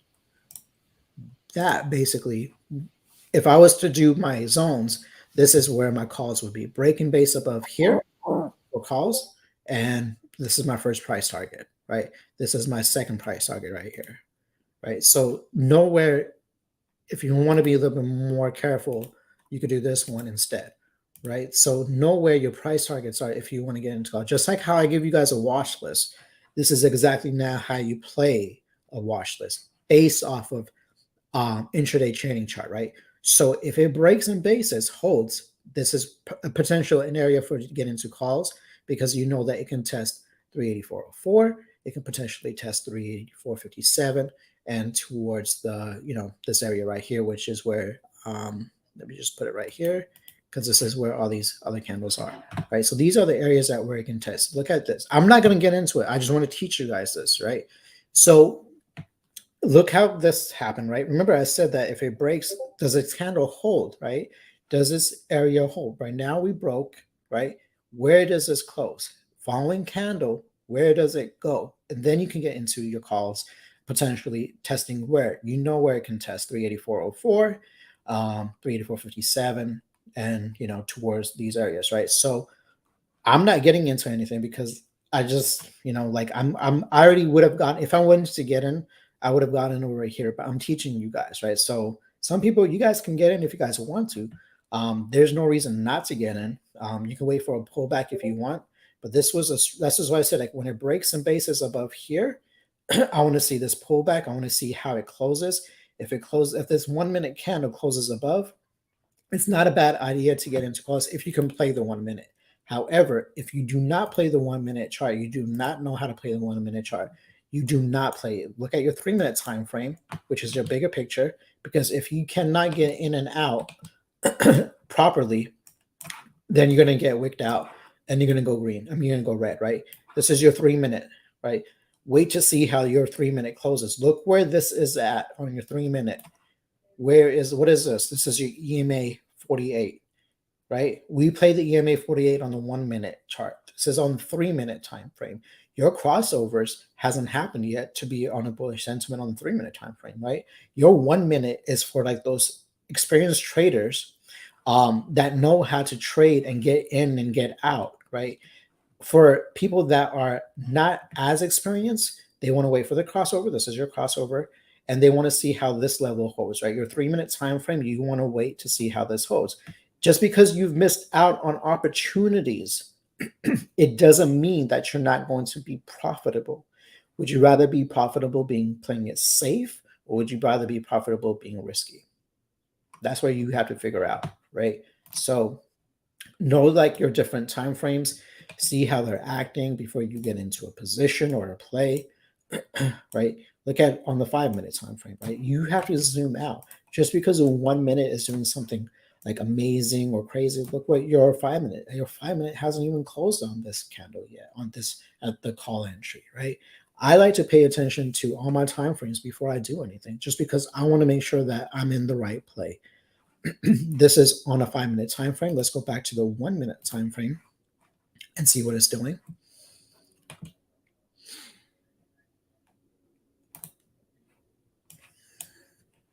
Right?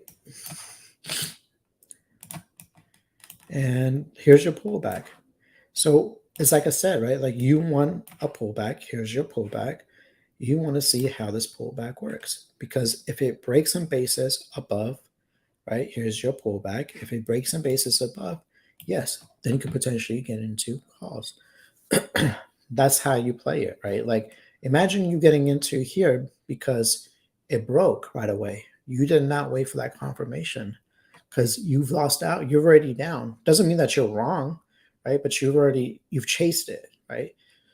I hope you guys are understanding that this is how you psychologically are playing it. So, sorry. So I want to see if it actually touches the 20 because we haven't touched the 20 in a while, right? And right now it might just play off of this level for a little bit, which is between the 380, 302, and potentially the 383. Like we might just range. So know that whenever there's like a pop up, we might range a little bit before we make a move, right? And I just noticed it, right? Because you see how it closed right here. Look at how this candle is acting. We're not acting as we're going up yet, right? So you have to understand how the movements work, right? So you see how we have this pump, right? Comes down, tests it, pump, come back, right? Pivot. What is it doing right now? It looks like we might just range for a little bit, like this right here, right? Like this right here, right? So know your patterns, know how the movements happen, right?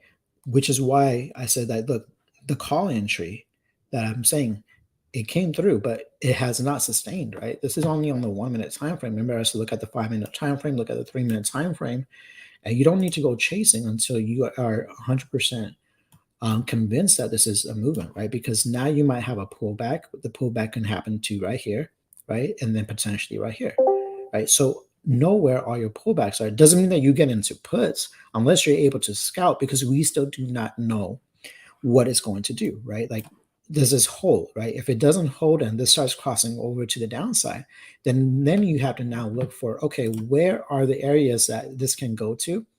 This is one of the areas that it can drop down to right here. If it breaks here, where can it go to? Right here, right? Which is 381.67. If it breaks that, you might get a little test here and further, right? So you have to understand the movements. Which way can each thing go to, right? So if you want to get into puts and you feel like this is the topped out, this is where you start thinking, okay, well, if it breaks, where can it go? If it doesn't hold, where can it go? Because you feel like you're going to be bearish, right? So this is that trend. Like I said, like this was a nice area to get into the calls if you would have been able to get in, because you could have just held while this entire movement was happening. You saw that rejection happening over here. You could have been out, or you could have held, right? Because you're in such a good entry. If you got in over here, that's even better, but that's where you really have to be like very cautious, right? But this is how you start looking at, okay, well, do I get in? Do I not get in, right? You see how this is hugging it. I'm still not going to get in, only because, like, yes, we have the crossovers.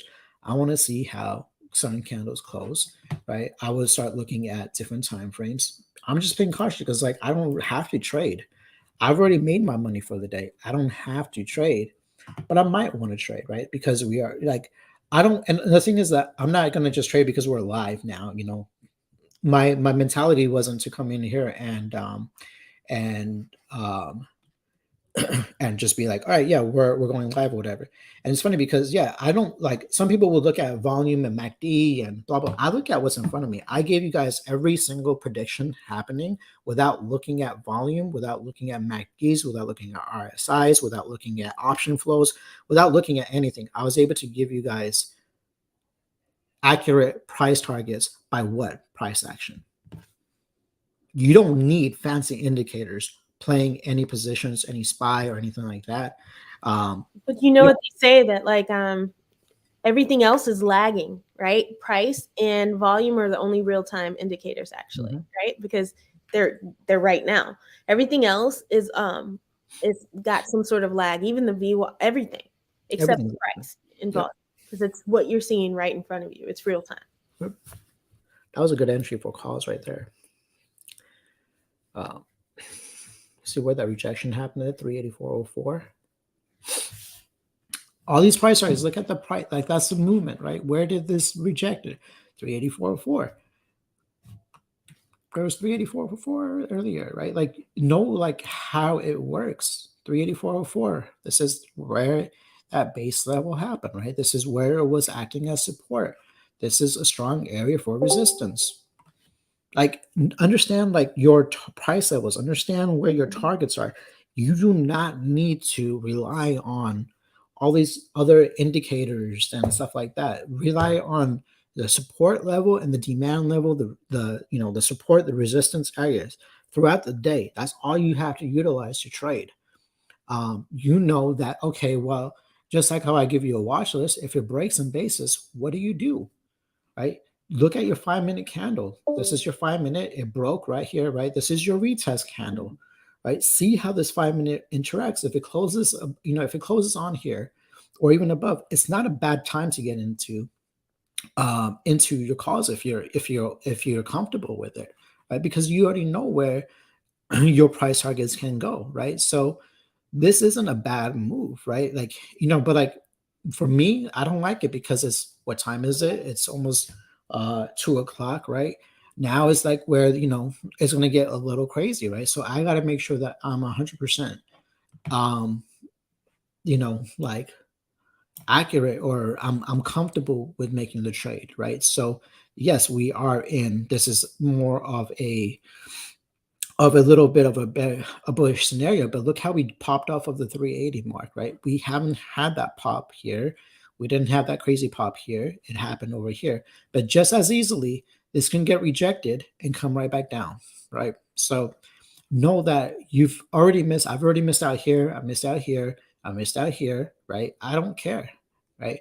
If I was scalping, like if I, like I normally would in the morning, I would have already been in and out this at least a few times by now. Right. But being that I was kind of pushed into doing this live, like that's kind of like, you know, I wasn't prepared, right? And which is why I'm not really making any trades right now, because I wasn't prepared. And I'm more of the type of person that, okay, well, if I'm going to be prepared, you know, to live trade, because like I don't want to get you guys in a position and say, hey, I got into this. Because a lot of people will end up being trapped today. Either way, bull or bearish, no matter what. Today is a day that was designed to trap people. And so why rush a trade? Why? Yeah. Like, you've been profitable. Like, just because we're live doesn't mean that I'm gonna trade. No. Like, you have to like leave emotion at the door, and just like, if you see a good setup, I know for a fact you'd be like, I'm getting it. Yeah. Right. I And if would have already gotten it. Yeah. you're going to like. Even right now, I already missed it earlier, right? Like this would have been my first one. I think right now we're going to go down just a little bit for a while. Yeah. And notice on my 5-minute candles, right? It has not, this is candle close, but what's the following one doing, right?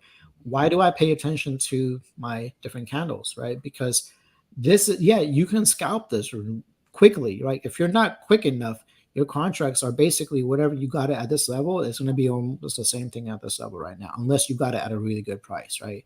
So understand that, you know, when I'm like in the mornings, when I'm doing my call entries, I do the same exact thing. I wait for confirmation before I get into a play. So what I'm trying to do now is figure out when to sell, because I've got some things that are profitable in terms of puts, and I really would rather not hold anything going into the weekend. Smart.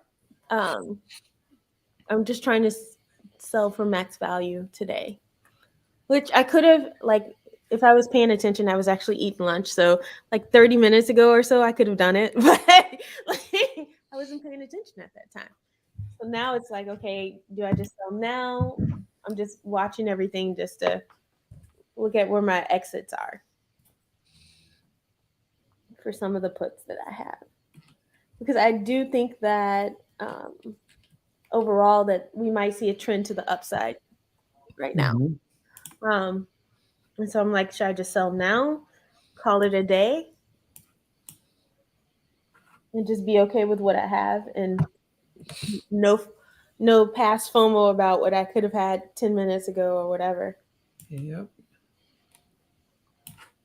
Because I normally on Fridays, I have a pretty good idea of what I think the trend is going to be for the next week, at least some sort of prediction or guess. And just like most of this week, I just don't know. And I'm not willing to hold things if I don't know.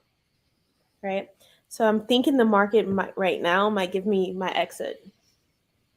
Like these candles coming up might be just the exit I'm looking for. To exit my puts.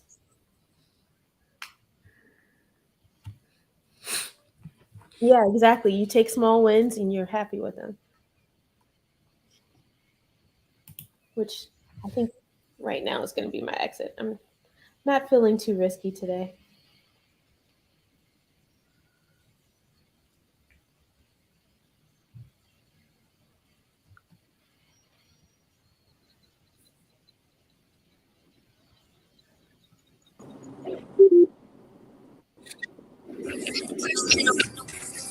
Hey, Carlos.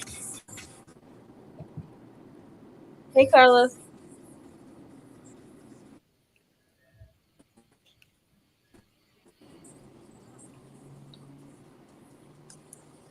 He's not saying anything yet.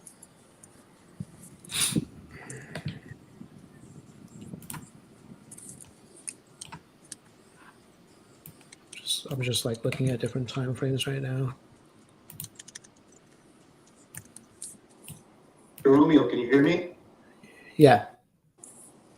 You ever keep track of like the VIX on a daily basis?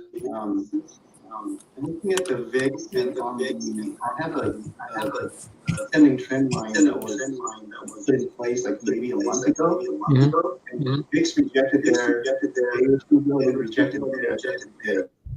think if we continue to reject off of that line, then SPY has a chance to recover. I don't. I mean, like I know a lot of. I know a lot of traders. They do pay attention to VIX. I do have it like in the back of my mind, like how it plays out. I like looking at the levels, right? But I haven't like paid attention to it like I should. But like as you said, like based on the trend. My concern is that if the VIX goes back into that ascending trend line, then the SPY will have very little chance to recover. Correct.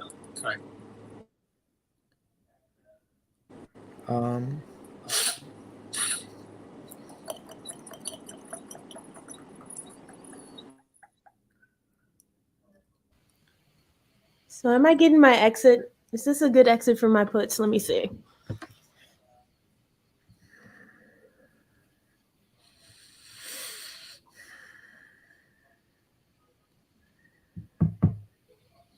Because I still have time to play lottos later on today if I want to.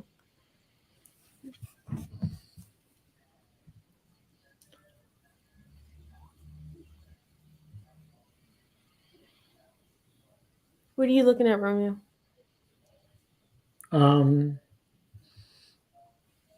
might be looking for puts. I'm not sure yet. I haven't got into calls or puts.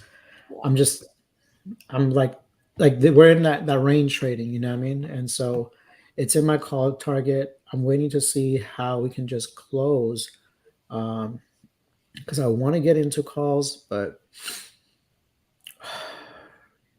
I mean, we still have time. Like, it's not even your like 2:30, 3 o'clock time yet. So you have time to play cards for a while before you're like, yes, let me hand some lottos. And it's just like a part of me feels like we're going to go down. Like I'm seeing tweezer tops happening on the 15-minute time frame. I'm seeing, some sort of a rejection here on the 3-minute time frame where the EMA 28 is at. I'm seeing the support on the EMA 48. I'm seeing a support on the EMA 48 on the 1-minute time frame.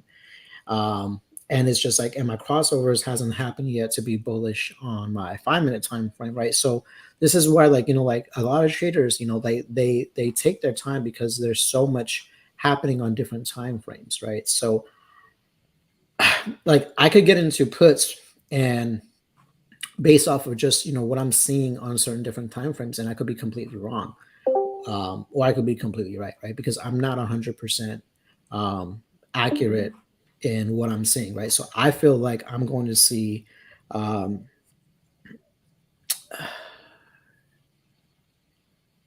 think I'm going to get into puts most likely. I'm thinking about it. Yeah. Puts? Yeah. That's right. You, Romeo? Never. What are you talking about? I've been playing puts all day long. What are you talking about?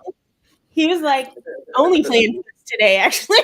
Yeah, I haven't got into any calls today. It's all been puts today, right? Yeah. Join the club. We're at the spot right here. It's probably going to touch 384. So does it reject 384? I think it's going down. 383. What do you think? It's going back to 380 or 386? Because what time frame? The 5-minute chart's going down, right? The 1 minute.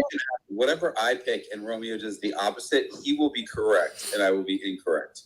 So that's a good gauge for everybody to make money in the last 2 hours of trading. Like it definitely. Romeo, I see this buy ending at 386. What do you think? 380? I'm thinking at least 382. I'm like. Well, you didn't ask me. I think 383. Yeah. Thanks. I am like I'm at that situation where it could go either way. I really think we're going to end the day where we were at like 11:30 a.m. I just don't see any positive sign right now. For now. Yes, but even though Matt didn't ask me, I think it's 383. Contrarian, I couldn't agree with you more. That's exactly why the market's going to go higher. Yeah, the RSI seems like it's oversold on the 1 hour SPY. Everything in this market is overdone. So that we understand. When everybody decides they're going to sell one day, it just gets overdone. Yes, we understand that the SPY wants to make its way down to 380, like I mentioned this morning. But did I think it would happen in one day? No, because the whole thing is, where do we go tomorrow? Do we go 372 or do we go to 388? Because at 372, things are really freaking cheap. Well, I just made $40 on my SPY puts because, yeah. You're on you. You Yeah. really have to move south, Romeo. We would be like best friends, man. I would hang out with you all the time. Sorry, I didn't alert you guys because I wasn't comfortable. I think I sold a little bit early, but I just made $40 off the SPY puts. I got it for once. What was that? I got it for, oh man, like I just missed out on more profits. But that was a scalp. Made $40 off the scalp right here. I got in at this level. Right about here, I got in and I got out right here. So I made my scalp because I felt like it was going down, and it did go down. And what did I just say? 382.22. It hit 382.22. I play off the price targets. There you go, 382.22. As I stated, I just felt like it was in a bearish scenario right here. So I played off of the puts, and I probably missed out on an additional $40 right now, but it happens. But that's what I just scalped it. It's just about scalping for me right now. So I made 40 off of a 30-second move. Yeah, I'm good with that. Can you recap what the 4 charts are for people that are new? Because I just joined. Yeah. So bottom was a 1 minute. This is a 5 minute. This is a 3 minute, and this is a 15 minute. Right. So I'm looking at different time frames. And why I got into the puts is because I saw this happen right here. Tweezer tops here, rejection on the 48 on this candle on this time frame. And do you always keep these same 4 charts open no matter what stock you're looking at or what ETF? Only on SPY. On any other plays, I only look at the 5 minute and the 1 minute. Well, that's very interesting. I've never seen anybody look at the SPY having 4 similar charts open of different time frames. Yeah. I've seen 2. I've seen one guy had 3. But that's really interesting, and it really helps you. Yeah. I mean, you're the SPY king, so. But I expected 382.22, and I just, I sold a little early, but I could always get back in if I wanted to. But I knew that this was going to happen, right, based off of the rejection areas. Okay, let's say the SPY goes to right where it was just at 384. Mm-hmm. Are you going to make the same play again? It depends. Like, I have to see how, all my EMAs are. I mean, my EMAs are, because this is an area, like I was telling Love earlier, is like this is the expectation where it would drop to first, and if it breaks below, the next levels that it can go to, right? So I understand like the price targets, right, or the the ranges. I just had to see how it reacts on different time frames. We could easily get pulled right back up, right? So this is a scalper's mentality, is why I did that. Because I knew that, if we break where it would potentially go to. Right. So let's say right now you have 0 position, which you don't, right? Mm-hmm. You guys got out of your scalp. Yeah, I got out of my, yeah. So your next entry, you probably have 2 reasonings. I'll enter calls if it does this, mm-hmm. or I'll re-enter puts if it does this. Mm-hmm. So what are you thinking right now? Now I'm just waiting for a pullback, and I want to see where the rejection happens, right? So if I have a rejection that's lower than this entire area that we dropped to, then I probably would potentially get back into puts, right? So I want to see how the movement works, right? So this is where I look at on this time frame, but I'm not convinced yet. Like, I think that we might end up, I want to see how this candle closes on the 15. I'm very patient when I come back and do it again, right? Because this could end up becoming tweezer bottoms on the 15, right? I want to see how it responds. And you see like how that move happened, right? Like I could have, if I got into the puts here now instead, right? I'm already down, right? So I like to be a little bit more cautious, right? But I know that, okay, well, if this area right here gets rejected on different time frames that I have up, I might potentially get back into puts, right? But I have to also think about it in different levels. It could end up becoming a head and shoulders. It could end up becoming inverse head and shoulders, right? So I have to see how this entire area but there's happens. No way you're looking at calls right now. Potentially. No. I'm still looking at calls. Like I play the trend. I play the trend, brother. I don't care about, because like I could have got, if I would have got, I could have got into calls, right away, right? If I'm scalping, like I don't care which route I go. that's just the way I play, right? I don't care where SPY goes, as long as it hits my targets. That's all I care about. Gotcha. Yeah. And that's how I play, right? So I might look to get back into puts actually. I'm liking what I'm seeing to get back into puts so far. So let me just see if I want to get back into puts. And you're still talking about the SPY, Romeo? Yes, I'm still talking about the SPY. But I like to wait to see how, certain candles close, if it makes sense, because I don't want to get, wicked out or whatever. Right. And there's some pretty long wicks on Yeah. right now.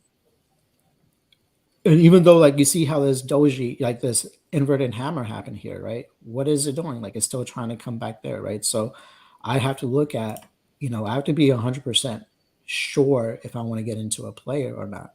If I'm not 100% sure, there's no reason for me to trade. Because even on the 5-minute time frame, if I'm looking at the bottom right-hand screen, this is almost showing me tweezer bottoms happening, right? With a hammer, right?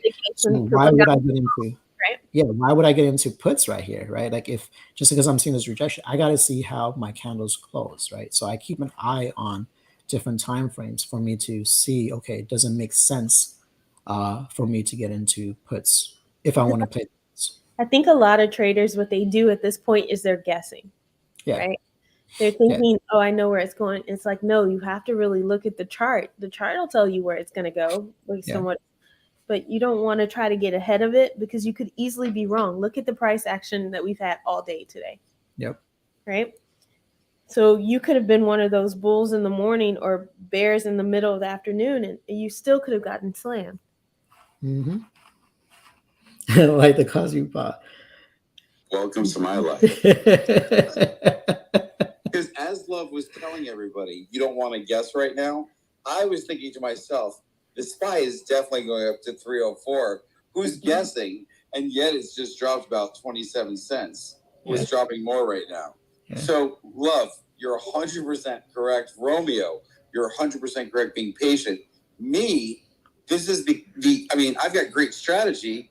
I just suck at execution. I literally probably would have jumped into SPY calls about 2 minutes ago.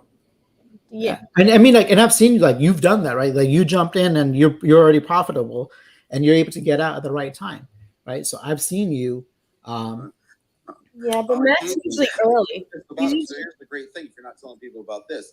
The next time they're going to bid on a SPY call, let's say they want to buy something and it's $78, tell them, if you miss by 12%, put in $69 or something like that, because that's what I started doing, because I missed by 12%. Mm-hmm. So that works for me. Even when I play the SPY and I think I'm grabbing great entry, I take 12% off the bid, and that's when I enter. So at least I know I'm saving 12%. Yep. So it kind of saves me from FOMO. You still have to be right about the trend, though, too, right? You want to make sure that, you're sure that you want to get into calls. Then your strategy is to find the best entry. Yep. It's always about the best entry, or just, knowing when to cut if you're wrong, right? Like, and I'll be completely honest, I'm in a put right now, right? So if I'm wrong, I know that, okay, well, I know where to cut for my puts, right? Yeah. If I'm right, I know where I want to exit. Yeah. So I'm in, like I said, I'm in puts, but I could be easily wrong. So if it goes above here, I'm out of my puts, right? With a little loss, right? But I'm just playing, like I said, I'm just playing off of profits. I'm not really, that's why I'm not giving any kind of alerts or anything like that. Because that way, no matter what happens, you're still up for the day. You're not risking your profit. Yeah. I'm not going to risk my profits, right? So I will have a stop loss in place. I'm just trying to calculate where my stop loss is.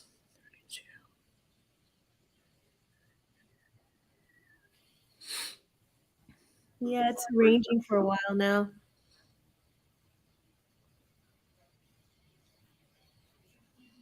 Make sure I say stop, because I always do it wrong. And you end up selling. Yes, you do. Yep. And I could easily, here's the thing, I could easily be wicked out. I've seen that happen so many times to people, right? Like, because they have a stop loss in place, they get wicked out, and you're still right?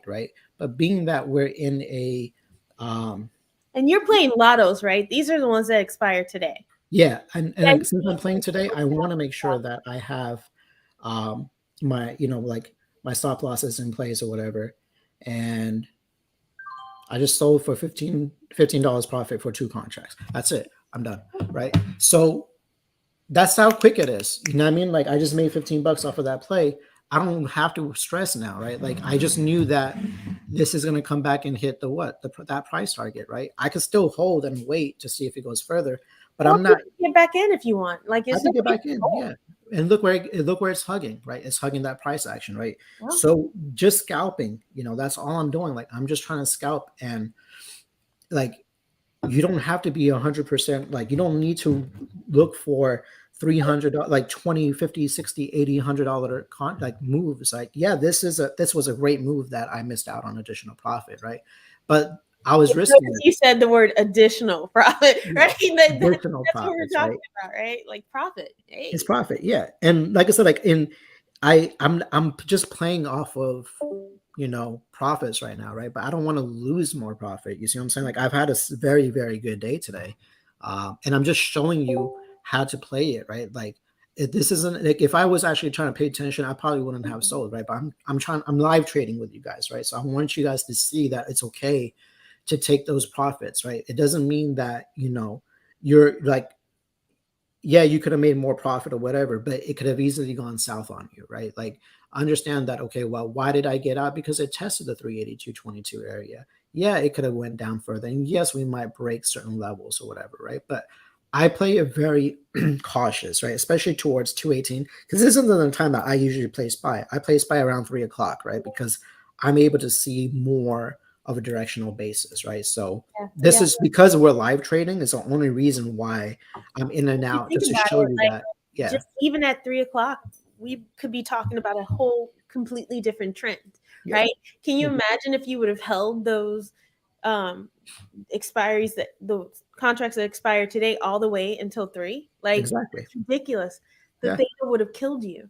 Yeah. Like even if you were right, you're still not going to get as much as you just did in that 15 seconds or whatever it was. Yeah.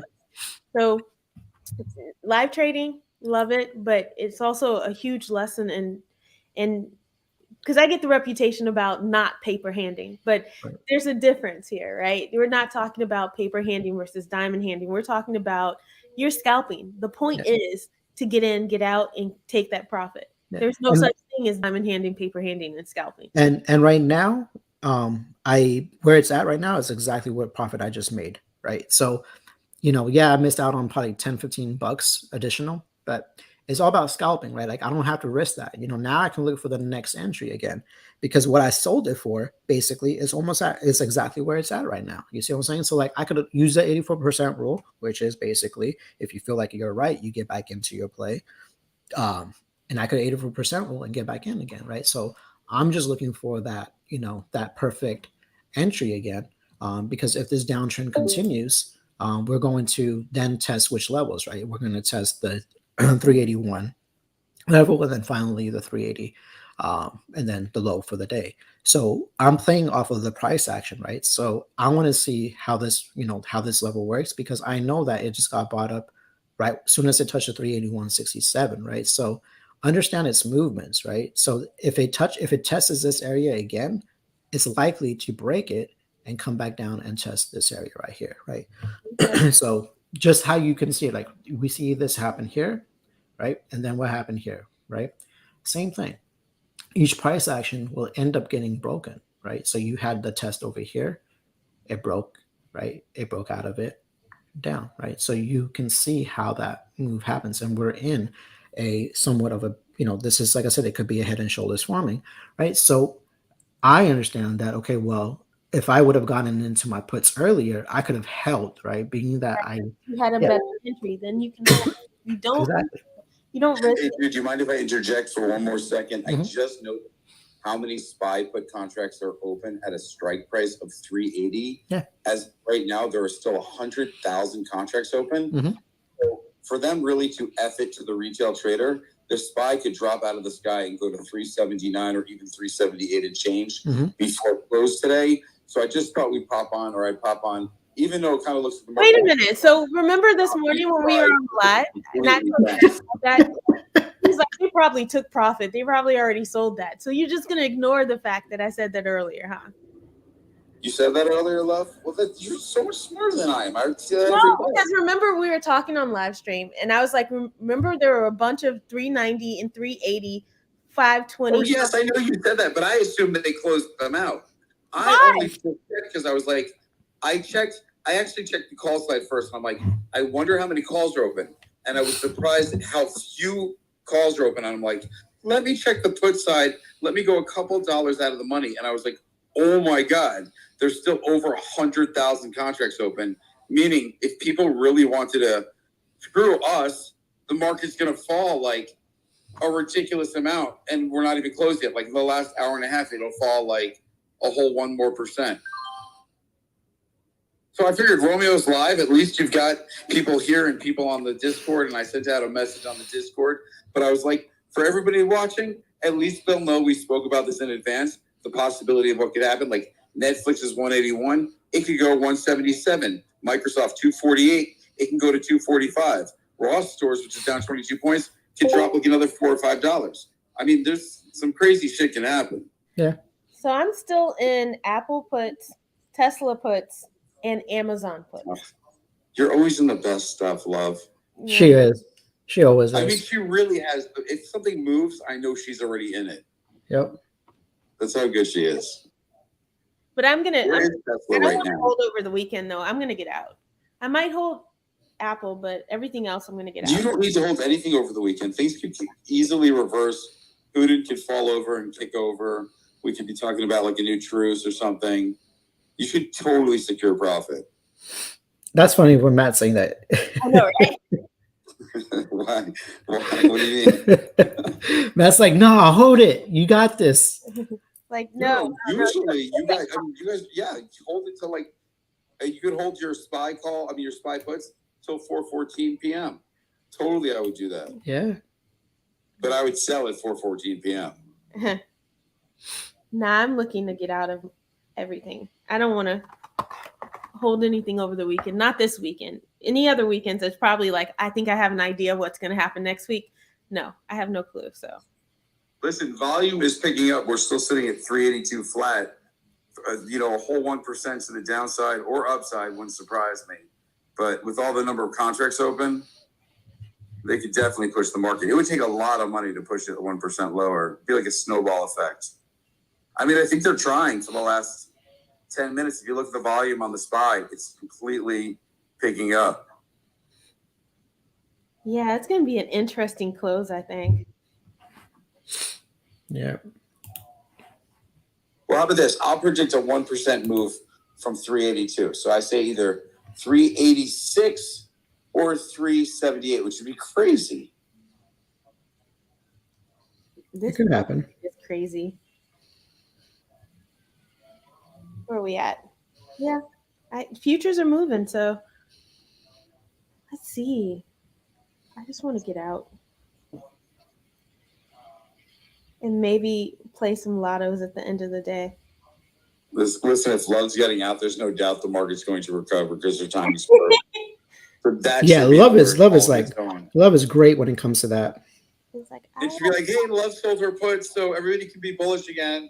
I want more, so I'm trying to get 10 grand for these Amazon. Yeah, well, it's going to move one way or the other. There's a chance it could go to 379, but it could also go to 385, 386. I want to sell too. So I was just scalping. Okay, I got more money. Of course. So, and you told everybody you trade a cash account. Yeah, I mean, yeah. Position. Like you grabbed one contract, right, or two contracts. Right now, I just did one maybe contract. Like $100, you make $40, right? That's what you were saying before. Yep. That's all I do. You'll do that 8 times in a day. You'll make $40 8 times in a day. Guys, don't do that 8 times in an hour. I mean, some days I saw you make 7,000 on the spot. Yep. How many contracts do you have when you make 7,000? I usually at that time I had like 5 contracts on me per each time I go do it. So I started selling like. The time you crushed it for $7,000 that one day, and I know you've done it multiple days. You only had 5 contracts. I had 5 contracts throughout. Every trade that I did was 5 contracts each. Wow. Yeah. That's impressive, Romeo. We'll try to be. Yeah. I try. Not moving from 382. I mean, Yeah, God, should want to move a little. Getting late. it's getting late. We'll probably see more All right, movement. well, listen, thanks for what you do. I got to pick up my kids. Love, you're Have a the good one. best. And hopefully everybody will continue watching you guys forever because you guys kill it. So thank you. No problem. Maybe the volatility will pick up in a half an hour for sure. I just feel like we're going down more. Don't say that. I already put my sell limits in. I think we're going down more. I just feel like we're going down more. I think we're going to see that less than 380. That's my prediction. Like, I think we're going to go down more. Ooh, if we see 379. Mm-hmm. Like, I want to get into. I really want to get into a put option right now. But I just don't know how much I want to risk with this put option, though. That's my question, is because I want to make sure that. Let me just see. Today's the 20th. 383 puts would be the safer category. Do I want to do it right now? Because I'm seeing tweezer bottoms happening here on the 5-minute time frame. Doji candles, so it could be a little bit of a bullish scenario for now. Let's see if it gets rejected. Where does it get rejected at? Right, I don't need to rush anything, but this is where I want to see right here. Can I reject the 28? I mean the 48. If it rejects the 48, I could probably scalp.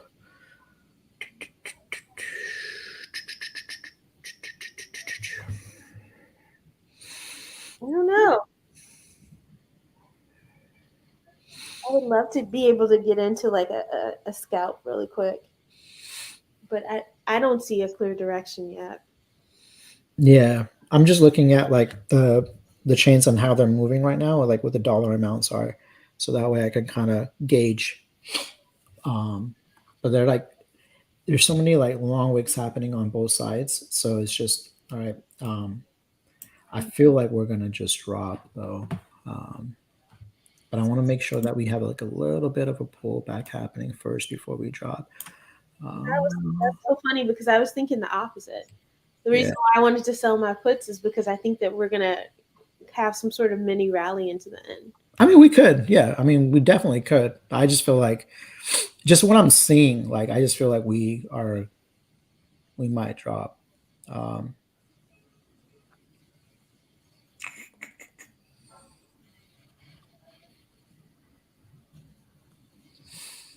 Let me look at the different time frames real quick.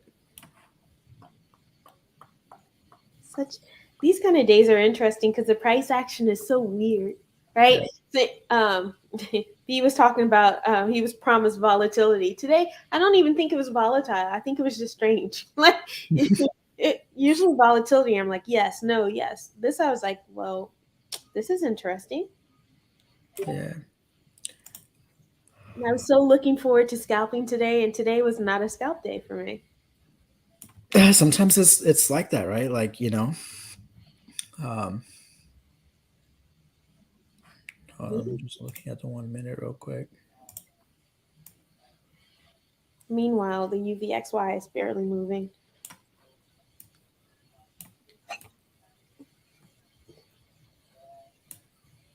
All right, where is it going to test if it wants to break here? Yeah, I don't have a good idea about any of this stuff. I should have held on those calls. I actually would have been up more on those calls. I'm glad that you pointed out Facebook to me when you did and said it was below 190 because I sold there, and like it's like $100. Oh, my puts are $100 cheaper now. Wow! So max profit on that one. There you go. Hey, I'll take it. Take it. Now I think I don't want to chase selling Amazon and Tesla, but I put in my bid. Are you to buy it or you're to sell? Oh, I was about to say. No. It's just that they both are kind of going up a little, and I don't like it. There's that drop that I'm looking for, but I want to see this wick. No, it's not there yet. Both of them are for June, so I guess if they don't sell today, it's not the end of the world. but I'd much rather be all cash on the weekend. I really would. They're trying to keep it from falling here. Interesting. See, this is where people get wicked out at. I was waiting to get into the puts, but see, if I would have done the market order, I would have already been down on this market order. See? They gotta know how you want to play it, but I wanted it right here for the puts, but I could have already scalped out of that by now. This is such an unusual Friday for me because usually I'm buying and I haven't bought anything today at all. This is the first Friday in months that's ever happened that I bought nothing. Like not even nothing. No. Not a put, not a call, nothing.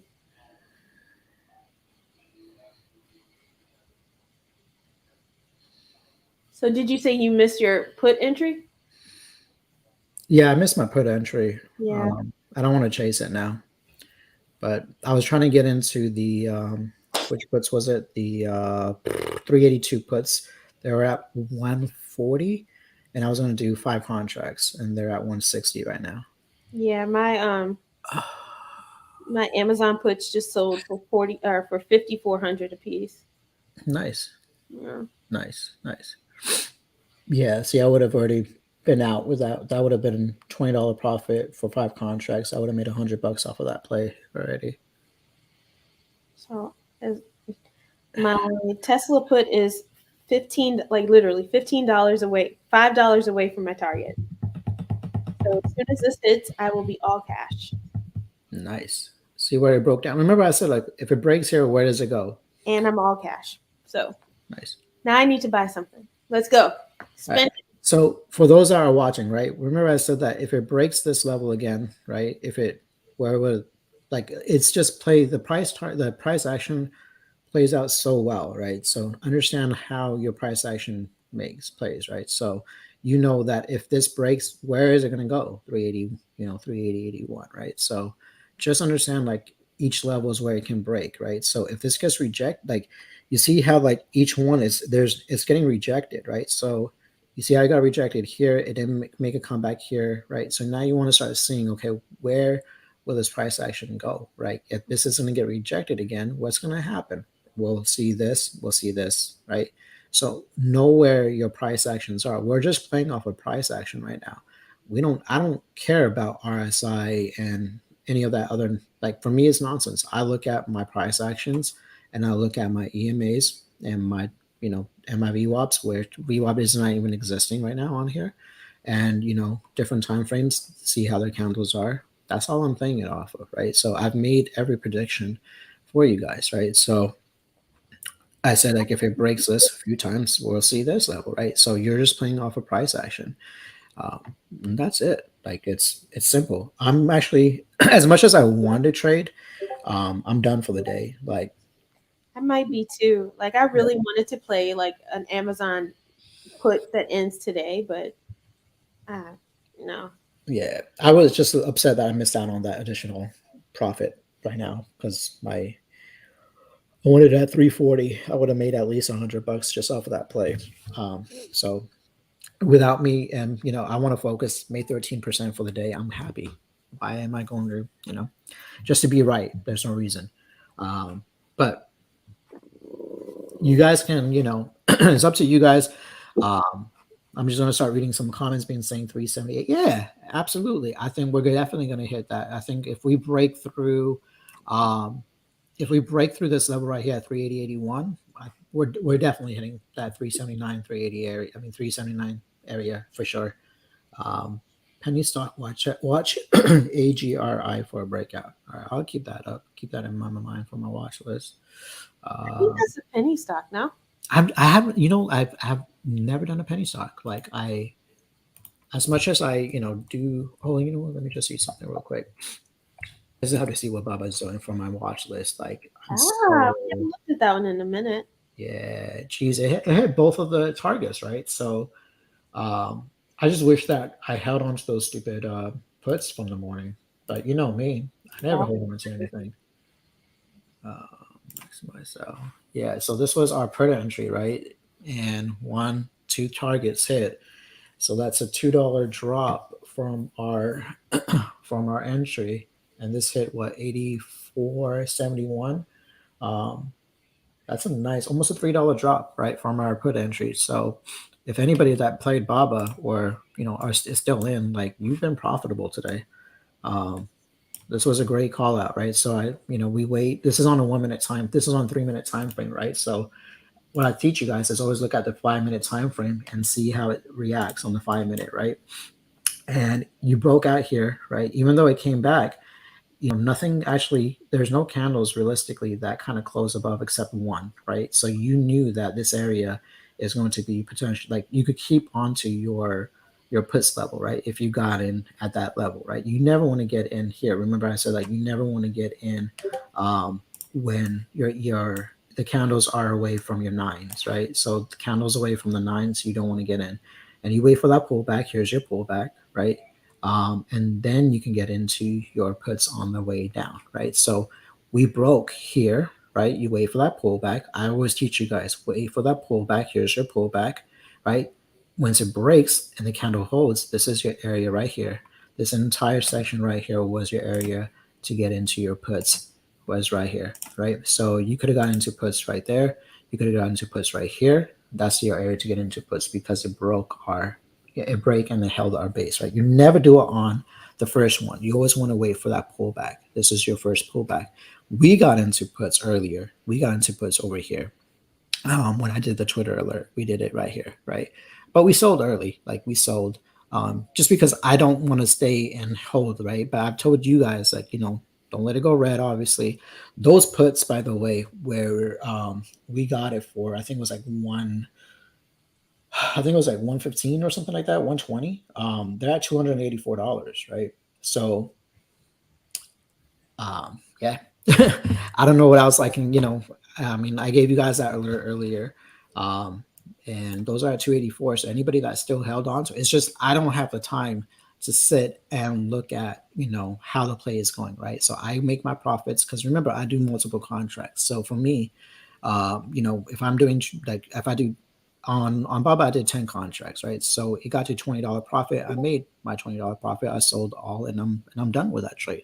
That doesn't mean you guys have to do that. I just tell you guys, okay, well, make sure you have a tight stop loss, right? If you're not able to watch the market, if you're able to watch the market, you play off of the 5.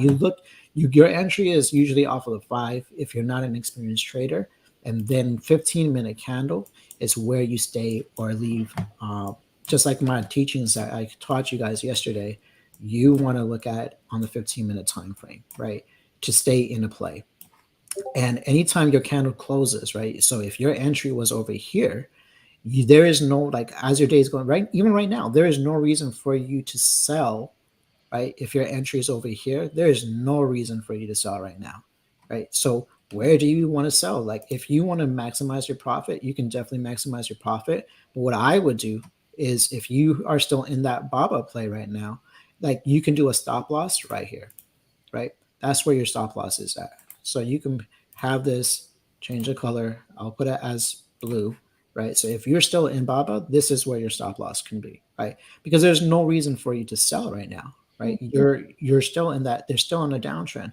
So if it comes and breaks above here, where can it go? It can retest this area, right? And then you're going to lose out on a little bit extra profit. So instead of you're closer to the end, right? Like, it's another hour to go.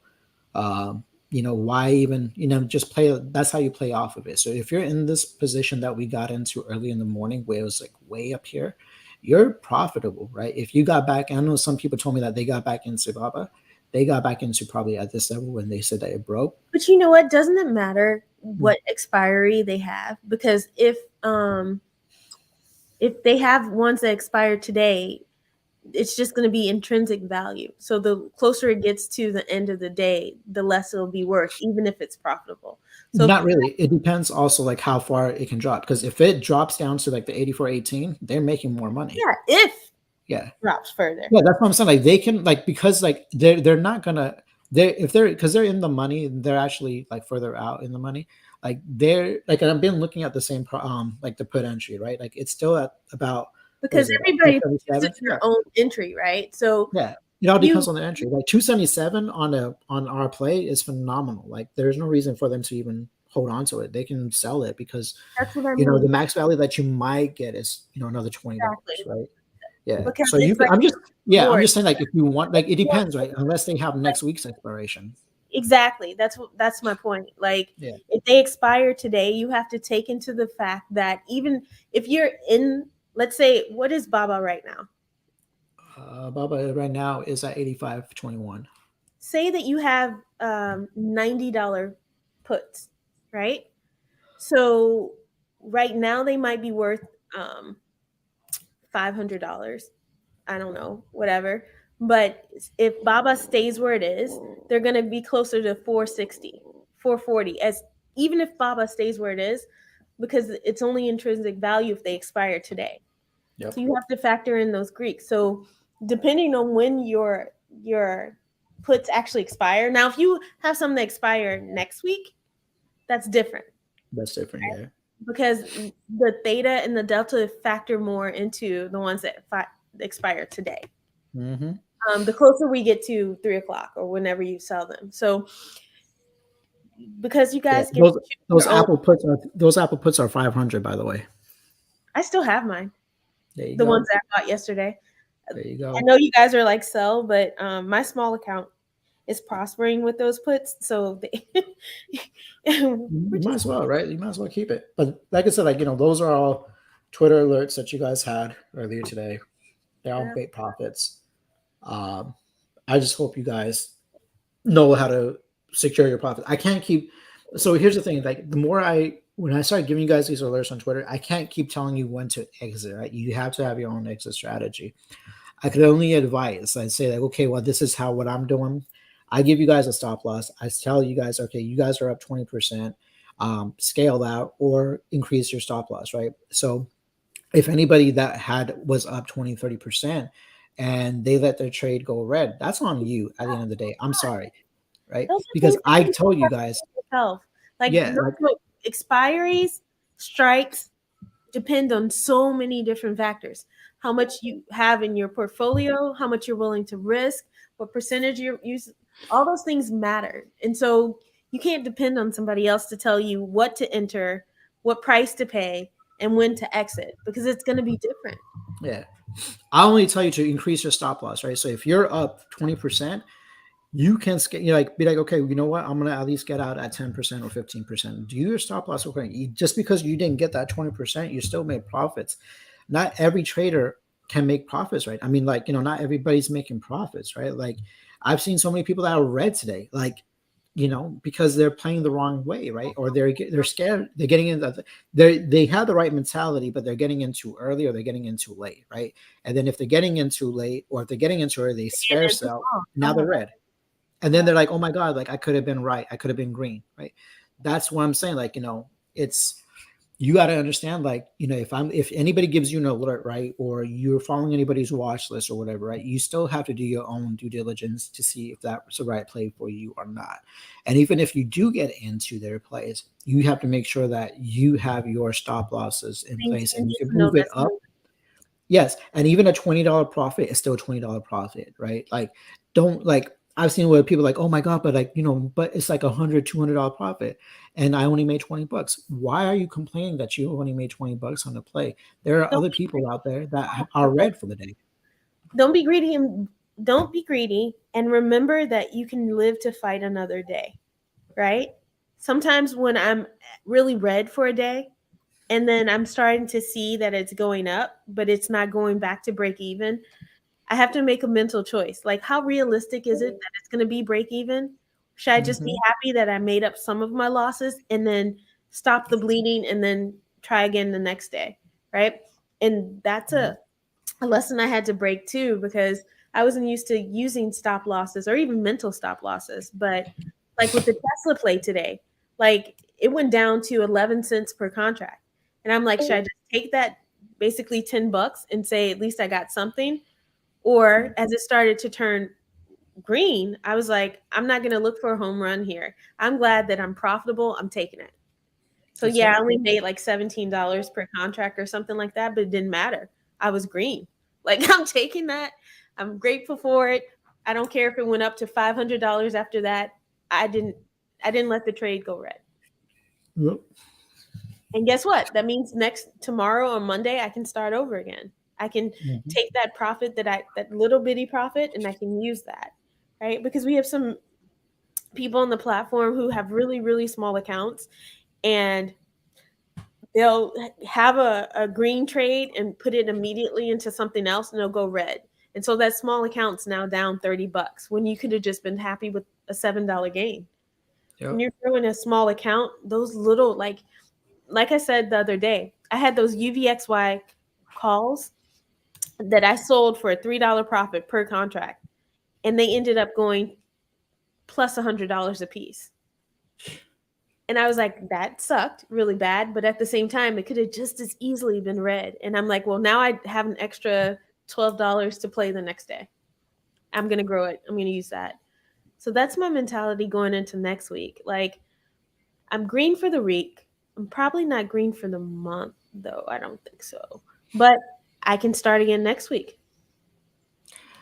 You'll love, like, our put entry for NVIDIA 170. It's at 157. Shut up. 159. You know, Yeah. I had I don't remember when the video was on the watch list, but when I got my put, I had 170 puts for June. Damn. Yeah. And I sold them for a good profit. Don't get me wrong. Like, hey, I think I made $400 on that. But can you imagine? Like right now, like that put? Yeah. Oh, And so, like, you know, that, like, what are you talking about? Like, what are you talking about? What watch list, right? Hold on, let me show you guys real quick, because not all of you, you know, whoever's like on the, you know, like the lifetime ones or whatever, like, I'll show you the watch list has been fire, which is why I'm so incredibly happy. I saved my day trades from my other account so I can play the watch list next week. There you go. But the watch list is kind of like, it's been on point. So it's been hitting all its targets, but I want to have the ability to sell whenever I want to sell. Yeah. So I'm excited. I'm all in the watch list now. Yeah. Hold on, I'm just bringing it up. Some of the I know the watch list is updated every day. Like, you give us new targets and everything, but some of the past watch list levels, I'm not gonna lie, I've played those. Right. So here was yesterday's watch list, right? So it calls above 173, puts below 170.46. These are the potential targets for the puts. You can see 166.39. It went down further, right? It was at 160 right now. Wow. And then the calls, right? Walmart, I haven't looked at Walmart, but let me just show you previously, right? So this was previously. This is yesterday, right? So Tesla, right? Tesla yesterday. was on there because I got in Tesla. Yep. Is it that one? This was yesterday Walmart, and I alerted people on I won pretty much money yesterday too. Actually, I made money off of that one. Yep. So this is just the watches that I share. Some of the watch lists I share with you know, with you guys either on Webull or on Twitter. But the special one was the Apple one, right? Yeah, yesterday's Apple was just fire. I was so hurt that I missed that one that I was just like, I'm getting in anyway. Like, I'm gonna find me entry and I'm getting in that one. Yeah, because that one was hidden all morning yesterday. Yeah, yesterday was nice. Even though today it was good. So yeah, does the pullback to the 9 also work on? Yes, it does. So the pullback doesn't matter which way the trend is, right? The pullback is your pullback. So you could go for the put side or the call side, right? So your 9 is very important. Like, then I like playing off the 9. Not everybody likes playing off the 9. Some people like the 11. Some people like, I think, the 32s, and I like the 9. Like, I'm comfortable with the 9. Some actually play on the 5, the 8. Like, every trader is different, right? So you have to look what's comfortable with you. Before, I used to do the 11, I think. And I think before that, I even did the 5. But I felt 9 for me just works the way I like to trade, right? So not everybody trades the same way. You know what I mean? So, like, yeah. Here's that SPY up. All right, so pivot here. We're going to test the 200 on the 1 minute time frame, probably. It's higher. All right, so let me see what we're doing. I'm gonna take a quick break because I need a break from the market before we finish the last hour. If I want to do a spy lotto or not. Um, y'all know about my lotto play, right? That was sick. I just wish I would have kept it longer. I'm so sad. Um, oh, those 380 puts are now $25. Jesus Christ. Okay, Romeo, before you go, I'm like having FOMO right now. About what? Amazon. I Uh-oh. actually want to call. Really? You're gonna go with a call? I know, right? I want to call for next week. Is that weird? It's weird, right? It's not weird, but it's just different. Yeah, for me, right? Yeah, Yeah, because I you've kinda- been like all you do is play puts. No, remember that? Oh, actually, I should have got into Amazon $10 ago. Mm. I think I want one. I think I'm gonna get one. Hold on before you do anything crazy. I haven't pushed the buy button. You're talking about next week, right? Yeah, well, I'm not buying anything for today. It's just too risky. I might sell it today. Oh, why am I looking at SPY?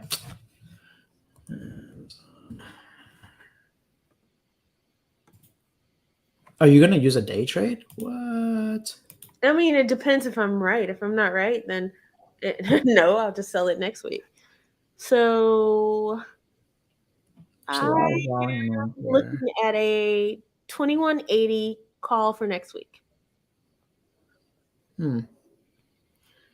Or actually, maybe 2200. Is that a better? 2200 just has a lot more volume, right? So I can't like compare it to I mean, like you could go in the money if you want, like. No, I'm here for that. I'm kind of wanting to buy it.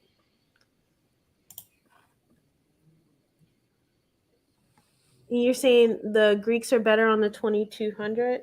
I mean, it's just a lot more volume on the 20 on that one. Let me just look at the. Are you seeing the algos? Is that what it is? Yeah, I just checked one today, and it's definitely reversed its trend. Interesting. What about the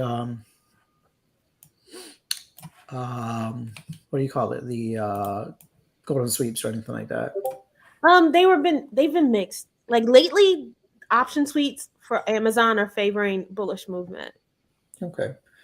But it looks like I mean, like, hey, I mean, like, I know that you crush it with that. I personally just looks like a bearish scenario still. I mean, it still looks like a bearish scenario right now.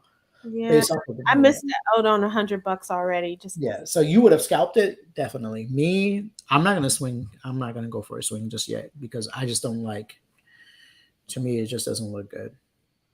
I mean, unless we have a double bottom happening. I mean, this isn't a bad play because you have a doji at the bottom of that candle, so you might get a nice little run up either by the close or on Monday or whatnot. You should get like a little pullback at least based off the 4-hour time frame. Let me just look at the 1 hour. I don't think that's a bad idea, but yeah, was it? Yeah, interesting. Yeah, doji's at the bottom, 2 dojis at the bottom, which is still indecisive, but it is showing as a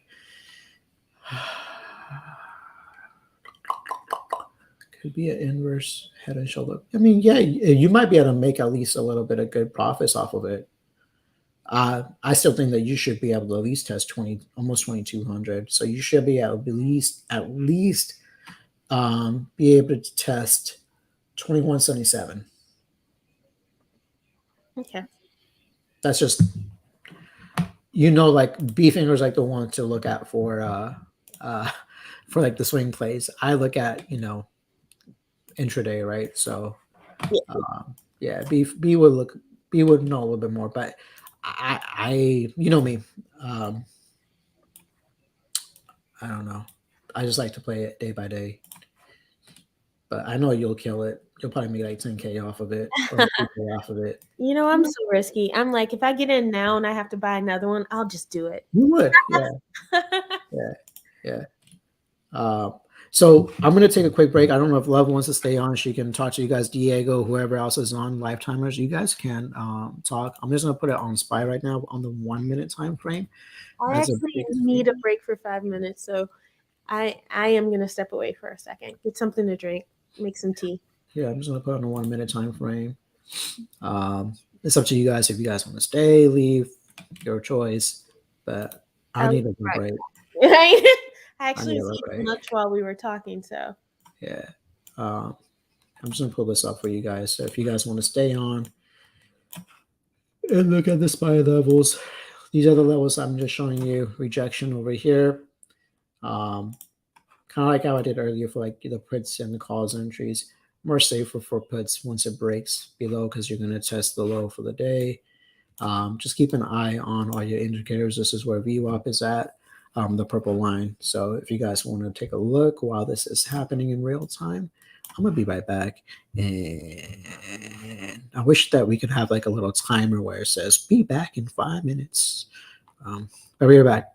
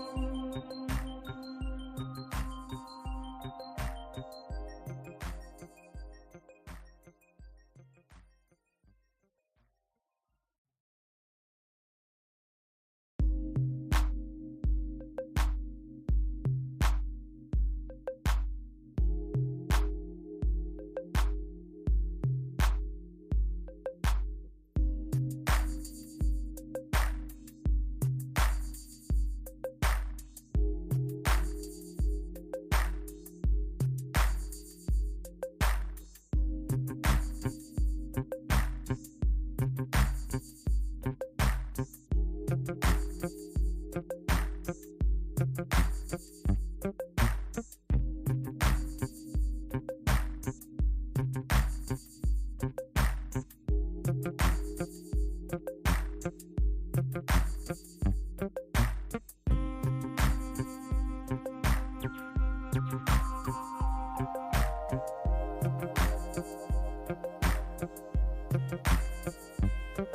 Where do we get the elevator music?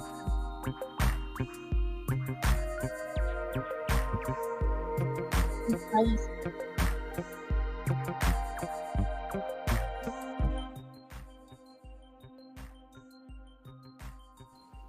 It's just me. I don't think Romeo's back yet.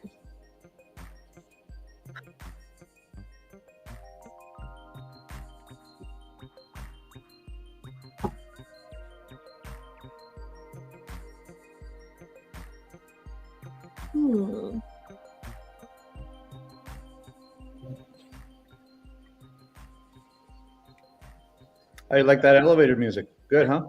I know, right? I'm like, hey, how? All of a sudden, my apartment got a little bit nicer. I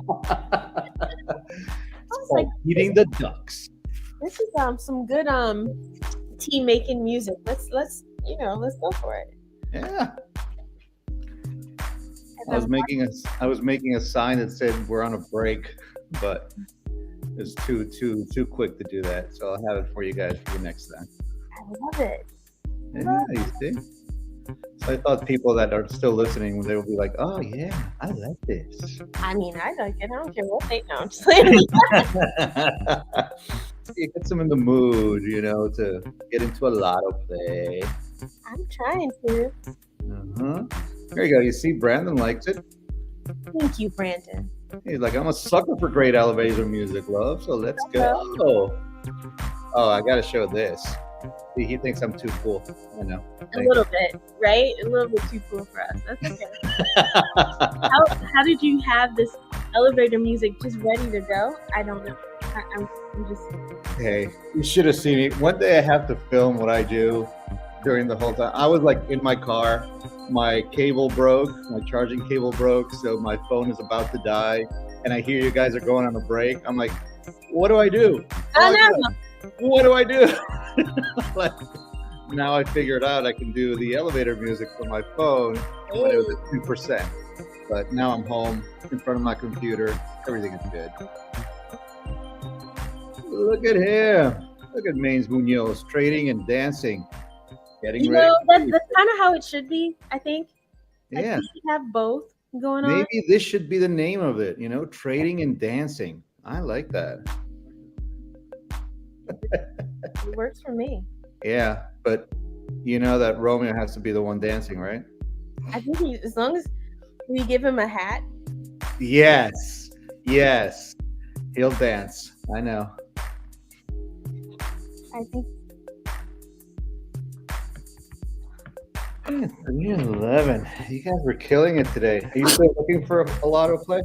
I'm actually already in a lotto play. My God. What'd you get? Tell me. I got AMD $89 puts for $35. Oh. I am in a lotto play right now on AMD. You are spot on so far today. If it goes red, it goes red. I'm like, I only paid $30. I only got one contract. So. When Amazon went down, I went crazy. So I was like, yes, I'm in. I want put all my money in it. Put all my money in it. That's what I do, people. It's like I'm celebrating myself for being nice and, being good and going into the weekend with no, and then I'm like, nah, all in, whatever. Yeah. It's just your life savings. No, I'm just playing.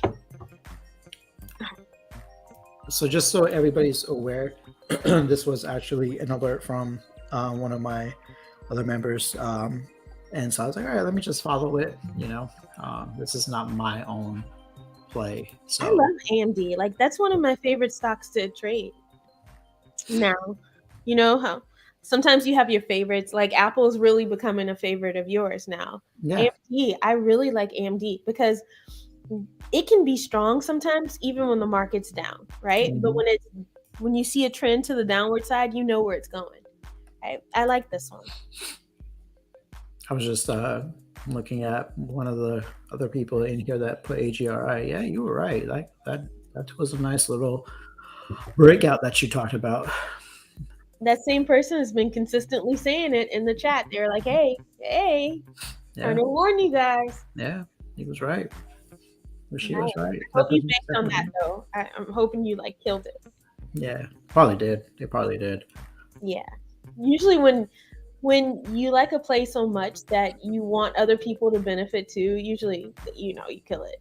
It's the people who are just like shilling stuff that you have to be worried about. It's like, are you just telling me to buy it so you can dump it? Versus some people are genuinely trying to say, hey, no, I'm like legit trying to get everybody in early. Yeah. People will listen to me. Yeah. Nice call. That was a legit call. There you go. That was a legit call. Yeah, good job. Let's see where. I don't know. You didn't pay a lot for your lotto, right? Nah, I only paid $35 for the lotto. Because I just want to make sure we have that on record, people. Like, we don't pay a lot for lottos. That's why they're called lottos, because if they could go to zero and you're not risking a lot. Like, no, you don't. It was just one contract. I didn't want to go crazy. It's like a SPY. Unless I'm buying leaps, I never spend more than $100 on any SPY option ever. I'm like, that's just too much. I feel like I can always get it cheaper. Unless I'm buying like in the money for like 6 months or a year later, I'll spend on that. But no, you remember that day somebody paid like $300 for like a SPY option, and the next day it was worth like 60 something. It was like, why would you overpay for? It's like another reason why I only like to play the SPY on Monday, Wednesdays, and Fridays. So one of my brother actually just did the same. Why did you do it for? This is a lotto play. Like, I could be. Oh, the same one that you did? Yeah, he got it in for $30. I mean, like, he got it in cheaper, and they're already down. And I'm just like, because I saw the alert come off, and I'm like, what do you do? No, like, this is like, I'm playing off profits, man. Like, like, I hope that you're, you have an exit strategy. Put a good stop loss in. Maybe you only lost $5 on it. It's okay. I thought you were gonna say he got into Amazon like I did. I'm like, yes. Straight up FOMO. No, I'm just kidding. Nah. I did FOMO. Like, you see what happens? Romeo leaves for like 2 minutes, and I'm like, so how much of my portfolio should I put into this risky trade? Let me see. And then it kept going down. I want you to know, when you left, I had 0 options. I have 3 Amazon calls now. Oh, wow. Yeah. You went ham on those Amazon calls. I did. I'm not going to lie. Wow. Like, this is one of those don't do as I do people, but in full transparency, yeah, I did. You want to know how I do some of the things I do? That's so funny. I 100% over leveraged myself on Amazon. So there you go. You're too funny. I love it though. I love it. Break. I have tea now in my mug, my favorite mug. I was gonna say it, but I'm not gonna. I love tea. So what's happening here? Is it gonna be a volatile close? I mean, it looks strong right now, to be honest. I just have a stop loss for 0.15, so I lose 25. So I have 4 Amazon calls. 4. You have 4 Amazon calls. 4. Wow. See, you can't leave me alone for a second. I'm like, I only bought 1 or 2. No, Amazon's not cheap either. So that was really risky on my part. I hope it works out. I've never done really a 319 dip or lower for swing. Are you you're saying to get in at 319, or are you looking for? Okay, you're saying 319 dip or lower for swing. Okay. I'll take a look at that. Just to keep it on the watches, because he's been pretty accurate. I was about to say, like, hey, if WBC legit is suggesting something, we don't take it. We don't take it lightly. Yeah. It's worthy of the watch list now. Yeah, definitely.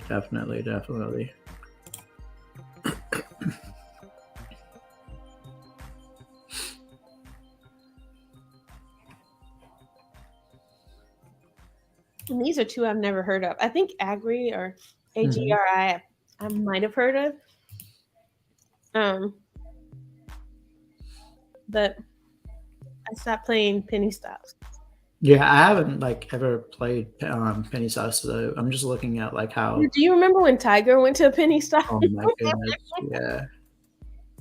I so remember buying like $30 calls for it at one point in time. Like that legit was the secret to growing my account last year. It was so reliable, which shows you how. I'm gonna be stopped out of this play. Yep. As a low flow trader, that means you look for squeezes. You're like, where's the next squeeze? Okay. Mm-hmm.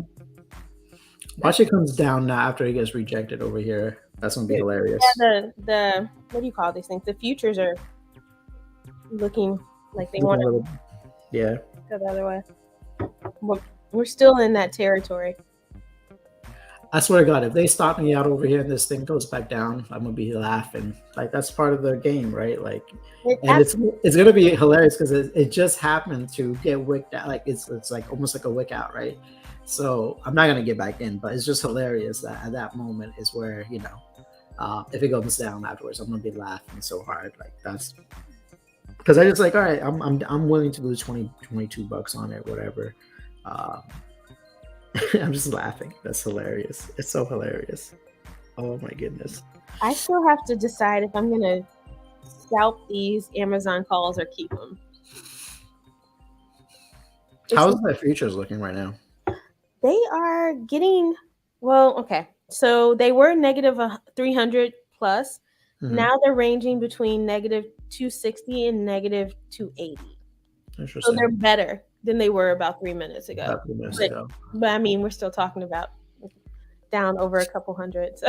Right. Which, hey, it's looking good for my FOMO Amazon call, though. What are we doing? I squeezed another $800 out of the day if I sell them now. Nice. Yeah. But, you know me. Do it, woman. Do it. But then I'll waste a day trade.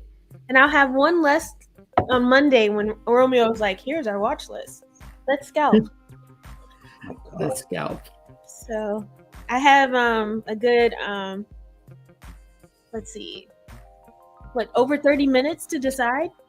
That's how I trick Robinhood too. If any of you guys unfortunately trade on Robinhood, and they want you with same day contracts after 3, you can't buy anymore. Mm-hmm. And they'll automatically sell them. So did you just get stopped out? No, I just bought SPY puts. Okay. If you buy for next week, you can still sell after 3. So yeah. Aha, I beat them on that. That you're like scalping lotto. Yeah. I beat them. Good. Haha, suckers. Like haha, suckers. How you like them apples? How you like them apples? Oh my God. I guess SPY's going to do the opposite of what I'm planning on doing. Well, I literally told you I was buying calls, which I am like the queen of the bears at the moment. So that automatically means the market has to do what I say. So it must be getting better. Mm. No, futures did get better a little bit, Romeo, for sure. Yeah. Yeah. It looks like it did. Yeah. There is negative 248. So we're trending to the upper side. There you go. And if it keeps going that way, I probably will sell those Amazon. Yeah. So Carlos might win, and I might end up having to sell if futures keep going up. Sell it, woman. Sell it. I've got over 30 minutes and a whole mug full of tea here. So, this is the voice of your conscience. No, my conscience definitely says buy. So I know that's not it. Brandon, how many positions do I hold on average? 3. I typically try to. She has like 10. Don't listen to her. No, I sold. Like 10. Remember before you went on break, I was like, I sold everything. And then when you went on break, I was like, I bought Amazon. So right now I'm only holding Amazon calls. I have 4 contracts, 2 different strikes for next week. And I also have Apple puts in my small account. So they're kind of battling with each other. But WBC legit says that it's still a bear flag unless it retakes last week's bottom on the SPY. You're right. Right now, according to futures, we should be getting bearish right now a little bit. This is my entry was a little early, but I knew. So I got in and I'm up. Heading towards that negative 300 area again. Yeah. I'm up, 16% right now? I think it's going to be a battle. I think what just happened in the last 5 minutes is what's going to happen for the next 30. Yeah. If I had to make a guess. And even though when Matt was on here, he was listening to me, I still think that the SPY ends at 483. That was my guess before. That's what it is, I think, now. Nice. Now, of course, I wouldn't be mad if it decided to go a little bit higher, though. Like, I'm okay with that since I have calls now. But we'll see. That's the exciting part. Yeah. A Friday OPEX. This OPEX wasn't that bad, actually. Yeah, it wasn't that bad. I wanted it to have like a more significant drop. I mean, we did see the 380, right? So I can't, Can't be mad at that because that prediction was accurate. Like, okay, we're going to see 380. Yeah, that's crazy. We saw the 380, right? So it seemed like it would have been impossible. I could see how some people would be listening to us like, no, not 380. But yes, definitely 3. What was the high for the SPY today? Today's high for the SPY was. Oh, you're making me go back while I'm looking at my play. Continue to work, brother. It was 3. It looks like it was 393.83. Oh, okay. So that's not huge. Oh no, sorry. Actually, it wasn't. The high was 397.03. Oh. Wick, yeah. Ooh. We had that wick earlier. For $17. Yep. Wow. Okay. Oh, look! It wants to turn bullish. Interesting. Yeah. It wants to break out. Are you going to test the 385.70 area? Interesting. Amazon's having a little. If it turns green, I'm definitely selling. Of course. Of course. Why even go into next week? just in case, right? Like it's all about like if I do all of my day trades, well, not all of them, but but legit, I'm taking this profit. I don't care. My conscience named Carlos told me to take it. Sell it, women, sell it. Which is weird because my conscience is definitely trained to buy. Go past the window at Macy's, like, buy that. Buy everything. Yeah, buy it up. Not today, Friday. Sell it. Sell. Yeah, we'll see. We'll see where it ends up at. Let's see if I'm up. Well, I know I'm up, but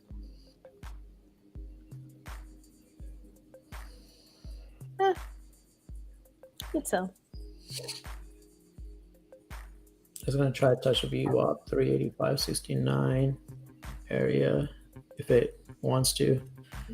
Let's see, this candle, this wick was at 384.81. Okay. I see where we're going here. I like it. Mm-hmm. It's doing things. Yeah, if Amazon turns green, I'm buying. Selling. I'm selling, like Carlos said. You're gonna waste your day trade? Yeah. I rarely ever hear you say that. You're gonna waste your day trade. Kind of conscience. That's why.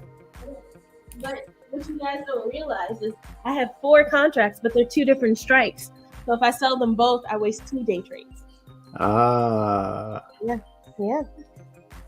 So, dun dun dun. Which honestly, one of them I might keep, not to waste the day trade, because it'll be in the money Right. if Amazon goes green. Nice. This is actually looking like it wants to go bullish. Interesting. Yes. Now I need more tea.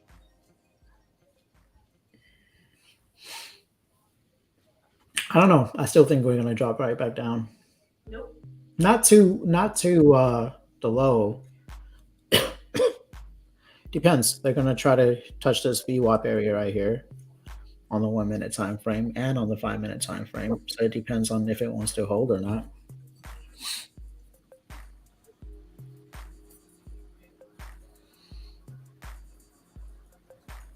But we did just say that it would probably just go back and forth for a while. Yeah. And we still have 30 minutes. Yeah. Oh wow, futures got okay. Futures got green? No, they're not green yet, but they're greener. Like remember it was negative 280 to 260, now it's negative 200 for it. Nice. Yeah. So that's a pretty extreme movement. Yeah.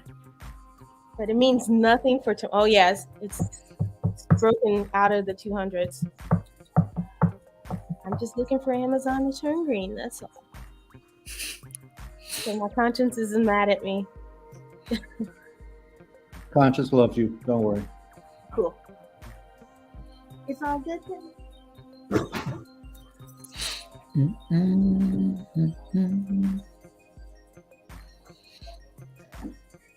Yeah, Love always has something up her sleeve, right? Either it's puts or it's calls.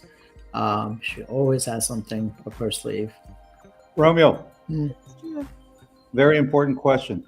Hmm. What hat are you wearing today? It's black.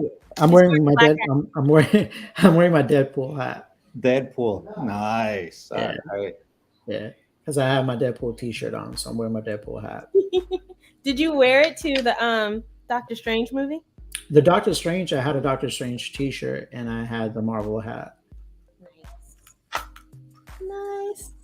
Yeah. So are we gonna do the same thing? Like I'm talking about the SPY now. It's basically doing what we thought it would do. Yeah. Up and down and up and down. No, yeah. I'm just keeping an eye on this 5 candle. Like I want to see how the 5 minute closes. Where did it get rejected at? It got rejected at 385.14, and then yep. Come on down to the prices right. So we might test 384. What's that? 384.20 area, maybe. Pullback on the 20. Let's see if we can get a pullback on the 20 EMA on the 1 minute. But they're gonna try, and if it gets rejected here, we'll see 384.07. You might want to do something about that, Carlos. There's a spammer coming in.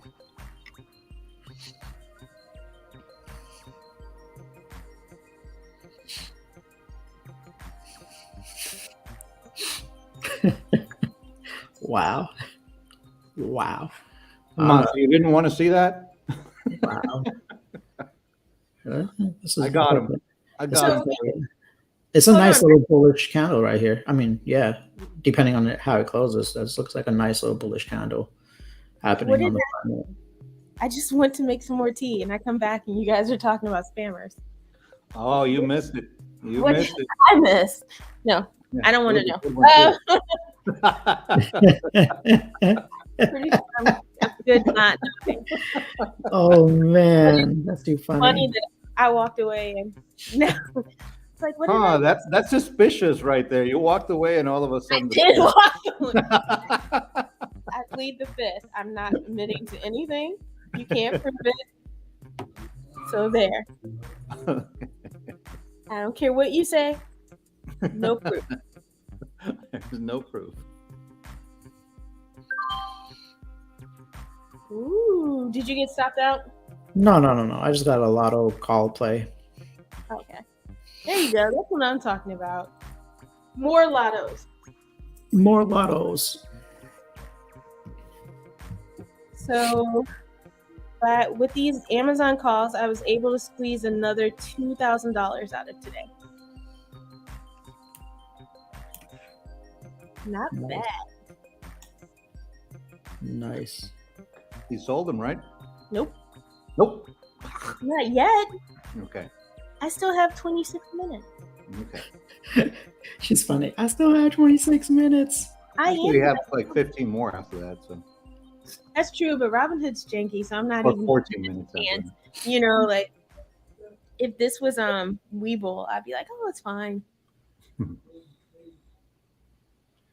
Ooh, so 387 is inside. What is happening with the SPY? What am I missing here? I'm so focused on Amazon trying to turn green. I'm like missing out on all the good stuff. Right? Like the fact that you just said that you bought a lotto call. Craziness. Craziness. Let me see what. 386.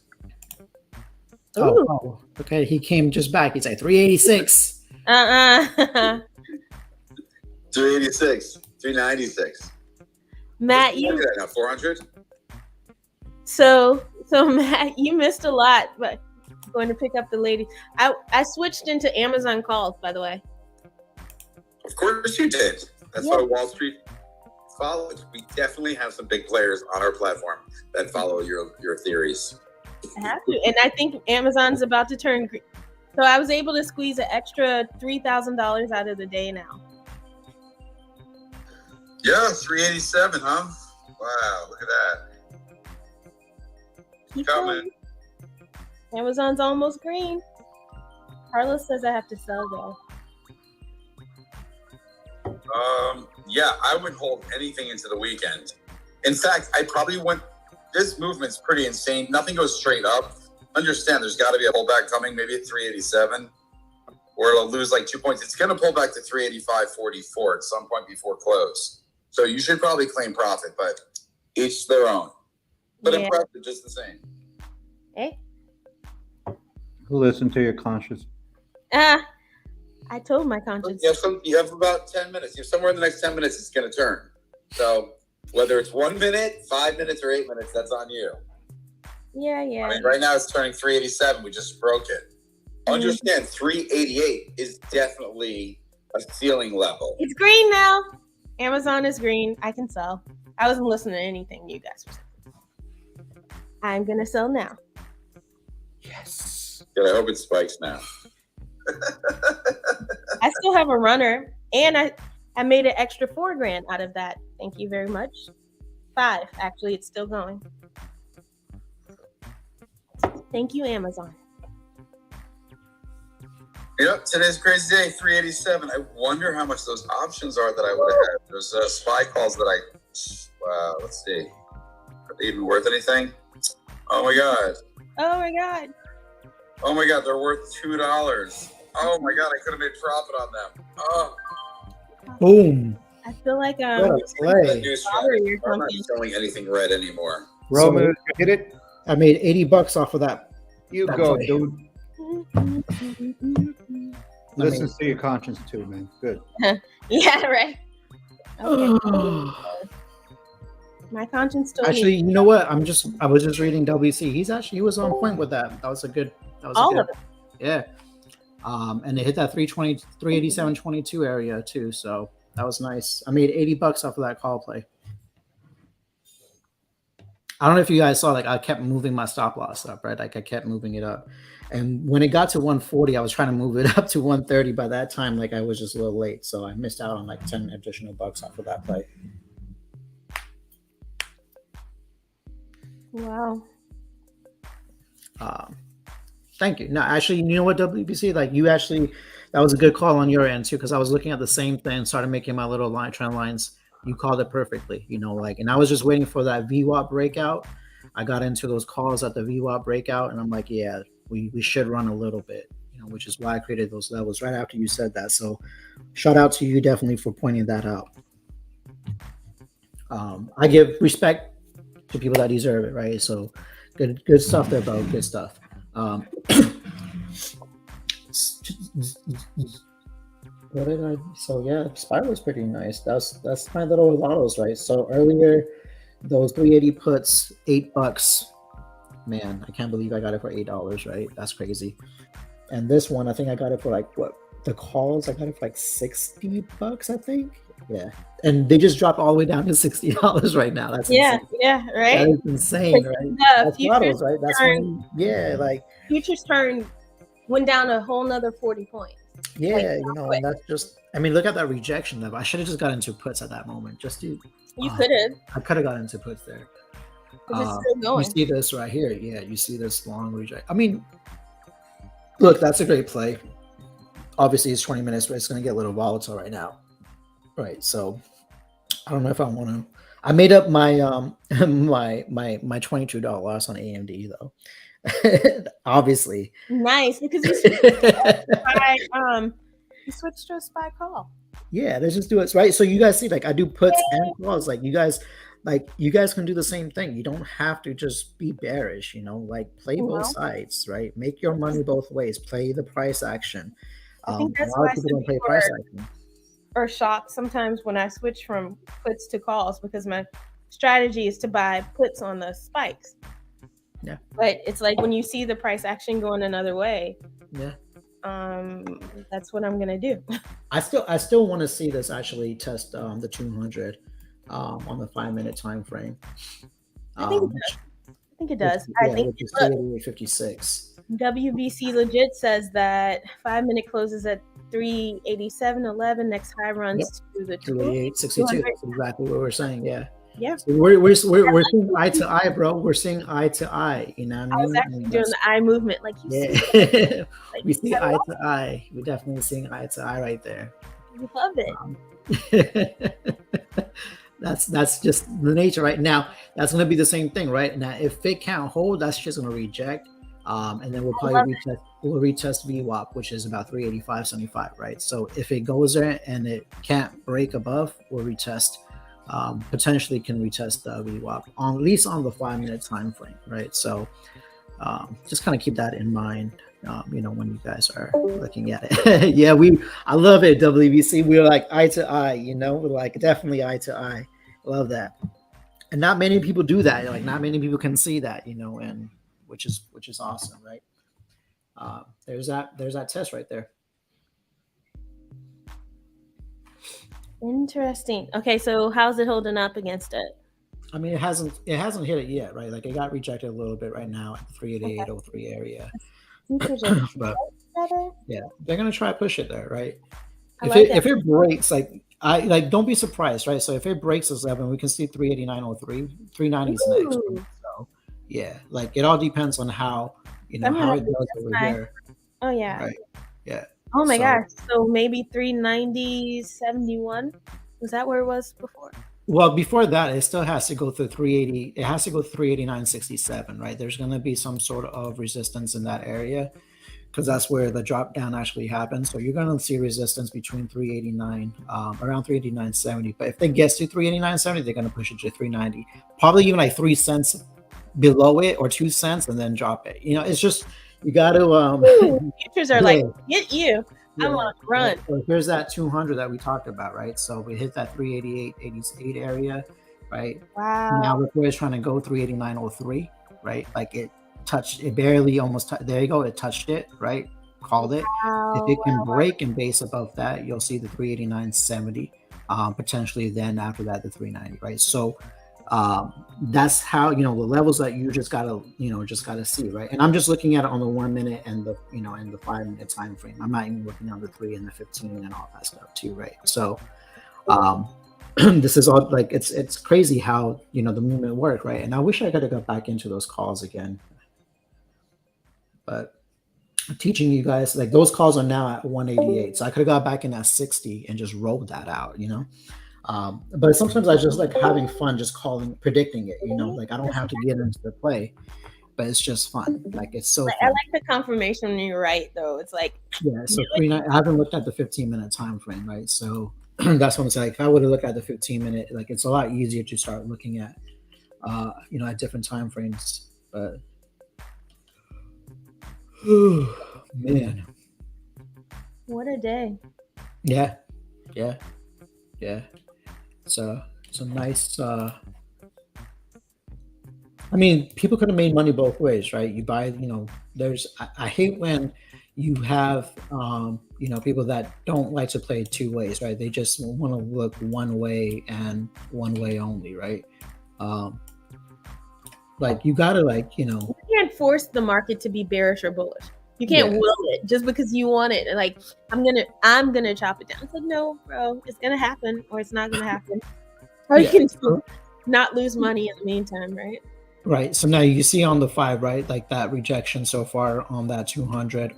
On the 15, it's on the 47. The 48, right? So it's trying to hug on top of it. It's getting a little bit rejected, but we still have to kind of wait it out to see if it can close above it, right? So that's what you're looking right now. This is just a pullback, right? So it all depends on what this pullback wants to do, right? So you want to see it touch the 9 and then bounce back off, right? Mm-hmm. Still, it could touch this. If it goes down, like it doesn't mean that it's over, right? But we said that, okay, well, where can it test, right? So know that your 9, your 20, and your VWAP, right? Those are the 3 that it can potentially still test. Prediction, right? Like, like look at where the price targets is at. It's all it is, right? Let me just see something on the 1 hour time frame just to kind of have an idea. Oh man. But remember earlier, Love, I was like, maybe I want to get into those calls when it was at 380. Mm-hmm. Yep. Man, that would have been a fire play right now. And I was looking at it for like next week too. I wasn't even looking at it for today. Because it hit what I wanted. I'm telling you, they do not want it to close below 384 because that would put them in the bear market. Right. So if you look at the rejection also on the 1 hour time frame, it's at the 20, right? So they can still we can still see 391.65 area, right? That's where we can see based off of the 1 hour if it wants to touch the EMA 48. But it has to also go through the 391.26, which is the 200. Right. So those are the kind of key areas just to kind of look at. So futures went from -70 to -133. Look at all that. But, 140. Right. What did we say? Right. If it breaks, where do we want to see a test? 150. We want to test the 20. Right. Like know that. Right. Like just. I mean, it could, like I said, like you see how this candle, like it came out, the wicked out, came back in, but the 20, right? Look at every area, right? Still hugging the 200 right here. This was your candle, right? This is a pullback. Let's see where this pullback lasts. But that predictions was, where can it go, right? So we said pullback. If it breaks this pullback, we're looking at the 20, right? That's the potential. 387.22. Look how it's trying to hug onto the 387.22 price target that was created earlier, right? Like it's just play off of your price target, like look at your 3 indicators, and play off of price targets. You don't need to look at anything else. I don't look at the volume. I don't look at sweeps. I just look at what's in front of me. That's how I play it, right? Not everybody plays it that way.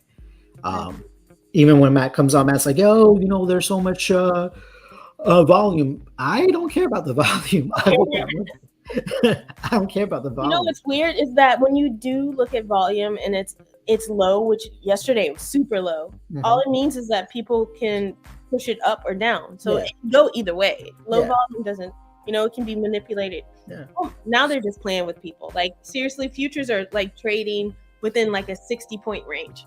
No, but you see, there's that wick happening, right? There's a long wick right here, so they're going to test the 20 again. Yeah. Right? So we got to see if it breaks. But look where, like I said, it hugged the 387.22. Like it's that price target, right? Like these price targets, where did it get rejected? 389.03, right? Like all these price targets are there for a reason, right? And that's nothing different. You just have to go back and find where was your demand, where was your resistance, and where was the support. That's it. and you find those areas, you're golden, right? Like that's all you need to do is just find where was a support at before it fell, where was a resistance at before it dropped. That's it. Once you play those levels and you look at your indicators, your 200s and your EMAs, you're good. You're golden. You don't need anybody to tell you how to play it afterwards. You just have to play off of those price actions. Wow. Yep. This is crazy.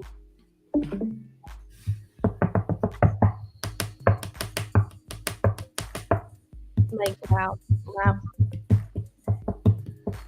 This is the kind of clothes I wish we were having like every day. Is that your dog dancing, love? No, they're taking naps. Oh, okay. You know, I caved, they got treats, and they're like, I'm tired.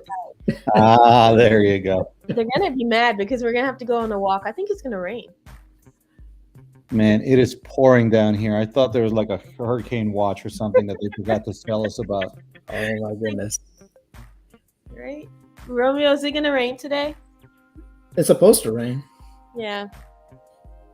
Yeah, supposed to. I'm going to have to wake them up and be like, okay, we got to go now.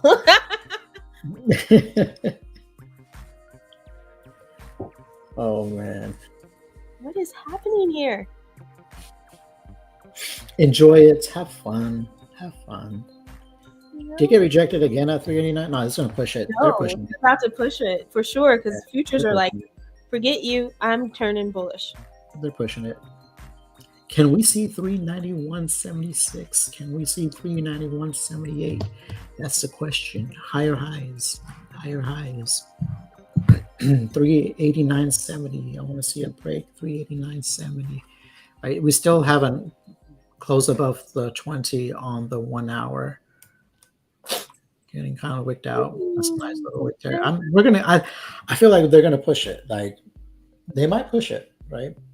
Remember we said this earlier, right? So 380 was an area that they were looking to buy, right? Because they did not buy anywhere else. Remember I was saying that, like when we dropped here, they didn't push it, right? Remember I said that at 380 they're gonna try to push it out. It's just knowing that, like you can see all that happening, all the drops, right? And then the little pump up, it was, it wasn't substantial, right? So this was the area where they're like, all right, let's push it up. And then obviously they came back to 381, but that was it. Like they didn't push this thing back down. And that was your area, like 389.70. That's where it got rejected at so far. Like price targets. It's so important. Right? So important.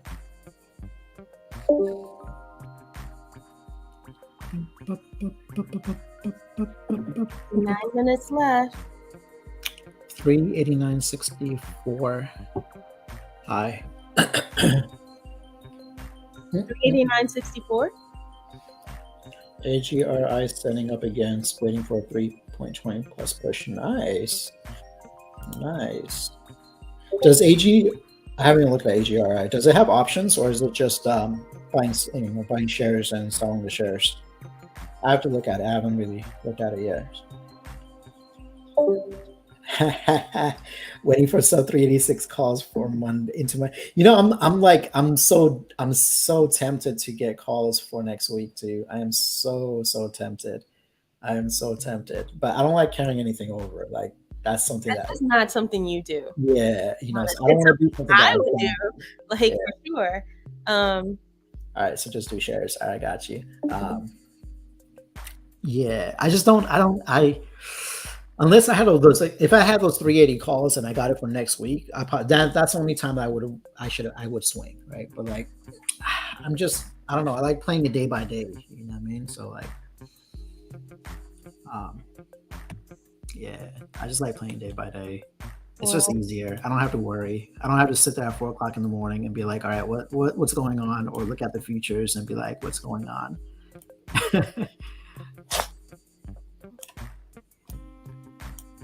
Yeah. It's under supply zone. I see that gap up Monday, but like I said, risky. Yeah, it definitely is. I like the thinking process, though. I do like the thinking process. Oh man. So Yeah, you know what? The VIX has actually been struggling. I know Romeo doesn't look at it, but I watched the volatility indexes, and like the VIX should have been well over 30 like all week long. Like, and it's just not. It's not moving. Even today, it's like still under 30. So yeah. Love. Remember I said Apple 383, I'm sorry, 132. Mhm. It hit 132.61. Crazy. Yeah. And back up. Oh, man, like I missed out on Apple to get calls. Ugh. I hate that. You know where certain demand area is, and you can just play off of it. That's what happens when you just pay attention to one thing. How did Tesla finish up? It's just 660 right now. 660? Yeah. Didn't I say I wanted calls when it was at 630? See, because I saw my foot, and I was like, "Hey, I'm done. I'm done." So just so you guys know, right? So I've been saying all, like at certain times, I'm like, I want to get into calls, for some of these other, and I just, I didn't do any of the things I said I wanted to do. But it's just hilarious that all morning though, like all morning. It's like, you said you wanted Apple calls. You said you wanted this. You didn't do any of that. I just don't want to carry anything over, and I've hit my target that I had for the day, right? So once I hit my target, like I'm done, besides like, the SPY put in the call that I just did made up my little loss on my put with the call, obviously. But I should have taken the green, right? Like I actually was green on those puts and I let it go red. And I'm like, oh. And you know me, I don't like to let anything go red. Yep. So, well, what time is it? We got 4 minutes. 4 minutes. I'm up 200% for the week. Nice. You're still in those? Did you sell those Amazon calls, or are you still in those Amazon calls? So I put in a bid. Okay. See, Carlos, I put in a bid. It just hasn't hit yet. It's not in there, and it just kept like skipping right before it. That's like half listening to your conscience. That's not listening to your conscience. I get an A for effort. I didn't ignore it. I was like, oh, you said sell? I'm not going to sell at market. I'm just going to put in that sell limit. All right. You're trying to trick me like Robin Hood, huh? Okay. Yeah, I love that. Because you're like, so how high was the sell limit? Was it impossible to reach? Is that why I didn't hit? Exactly. I put a sell limit. Oh, yeah. I only wanted 4,000 a contract. Exactly. Oh, man, up in the volume of BP. Oh, BBIG. That's so hilarious. It's so hilarious. I feel so bad that everybody that got into those BBIG. Oh, my goodness. I was like one of the only, like, I don't know if you loved it. I didn't even get it. I was just like, I don't. Get what? BBIG when it was doing its thing. I don't know if did you ever do those? Yeah, I got burned on them. Remember, that's why BBIG is not on it's on my do not trade list. See, I didn't do it. I was just like, yeah. Roblox, Ford, Jumia, and BBIG are on my do not trade list. Yeah. Like, no. Oh my gosh, I blew up so many accounts on Jumia. Yeah, you know me, like I stay away from a lot of that stuff. Like, Yep. I play what I know. Right now, I think I trade Amazon the best. Right now. Yeah, you pay Amazon like really well. You pay it used Amazon to be Tesla, really but Tesla's well. tricky now. So I can't even count that. Facebook I've been doing pretty well, and AMD and Nvidia I've been doing okay with. And the oil stocks, because we killed Exxon. Oh, Exxon is like my favorite. All right. Yeah. Oh, why didn't even look at Exxon today? Do I want to get into puts? Those are trades that we definitely so I have to know what I do well, and BBIG just every time kicks my butt. Do I want to swing into? It hit 93.59 today. Oh crap! I didn't even get into puts at that time. Oh my goodness! Wow. Why did I miss that? Why did I miss that? We weren't paying attention, bro. Yeah, I did not pay attention to that. Paying attention at all. Look at yesterday's calls, right? Like the other day's calls, like it just, I just missed that entire. Like, yeah, I just missed fucking much against me. And you see why I sold those Exxon puts the other day, right? Like, I had messages somebody like, but we have till June 17th, and I'm like, yo, you're up. I wanted You're today up. to count as a red day for the indices, and the Dow literally just turned green. I'm just saying, like, I was like, you're up. Why would you, risk it? They're like, but Romeo, you said that, like, I'm like, yeah, but I know that I'm Play both sides, bro. Yeah, here's that. Here you go. Here you go. We got how much more time left? 48 seconds. Come on, give me that 3. Like, just give me. I told you, right? We might not even get that. How far are we going to go? It's probably going to happen after 4 o'clock. Yeah, it probably will. Right? Freaking Dow is green now. It was down like almost 3. It was down 500 points earlier today. That 389.70 area. That's like a nice little price target. Nice little PT right there. The Dow is going to end green, and the Nasdaq is like 30 points away. Wow. That's 80. The Dow is down 500 points. 84, 90, 93. I said when 90, watch them bring it down to 97, right? It was 93. Let's see if they do or not. This is insane. If it was at 94, I'm going to be laughing. I'm always like 3 cents, 4 cents off. Crazy. So the high was 389.93, and I said watch it drop at 389.97. So 4 cents. And then after hours, they're gonna push this shit to 390 and be like, here you go. Just so good. There you go. Here's your 390 right at the after hours, right? So anybody that has those, that are able to trade, oh man. Man, let me just see how oh my god, like I just want to see where those calls ended up being at. Good luck. Took some 389 calls. Good luck, man. Like I think you'll be all right. You know what you're doing, so you'll be all right. Holy shit, those are 287. I should have just held. Oh my god. Oh goodness. The second time I should have bought back in at 60. Oh my goodness, that thing went up to 296. I mean, I still sold it for 100%, but geez, getting back in the second time would have been fire. Yeah, definitely. Good luck, brother. WC, you know what you're doing, so you'll be all right. It's the other traders that are novice, a little bit novice that probably don't know what they're doing. Yeah, he's worried about my call. Not you. I just don't want anybody else FOMOing. Like I know that he probably understands his risk level and he knows when to exit. But we get people that will probably FOMO in, and not know how to exit, right? So because they really didn't know the entry, they just copied it. Jesus, at 310. Ooh, perfect lotto too. Wow, Romeo. There it is. Wow, Romeo. Wow. 390. Yeah, you saw that coming. Come on now. I know. Like I said, I wanted to get back in. I was just so interested in the price. Actually, I said, forget it. I don't want to play anymore, right? But that would have been a nice little scalp again. But yeah, it's all good. Well, we had a very successful day today. Exactly, right? I'm not mad.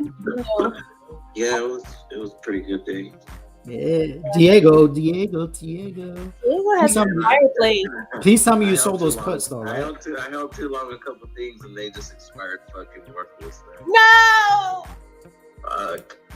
But you had like some really amazing plays this week though, so you can't be mad. Like you killed it. I'm not mad at all. I want to say I played a couple extra plays just because of that, but I don't know. I had puts on target. I think any options over like fucking $1.20, and it's been working out. Yeah, you enjoy your weekend too, WBC. Nice. Why did you could have at least did a stop loss, bro? Nope. I could have. I don't know. Stupid. Yeah. He was riding that high from those target puts. What if you played that? What if, right? You didn't play that trend. Did you get into those calls when? Because like I don't know, like this whole week I felt like that was working. Like, oh shit. You didn't play the trend, brother. I told you so many times, play the trend, Diego. Play the trend. He was riding high on those target puts, and he was like, "I'm good." Yep. Money all week. My Roth put was like I ended up selling it for like $9.60. Nice. Nice. Wow. Nice. I got it for $1. Nice. Good shit. Dude, that fucking Nvidia put that I sold, I just went back. I heard you guys talking about it right now, Mhm. and those motherfuckers were selling as high as I think like 525. I sold mine for 120. Don't you hate that? Damn. All right, but before this YouTube gets a little wild with all the cursing going on, I think we're gonna have to end the YouTube. We'll get back onto the Discord. That's right. You guys have a good one. Thank you for joining. WBC, you were great. I'll Bye, see you you guys guys. later.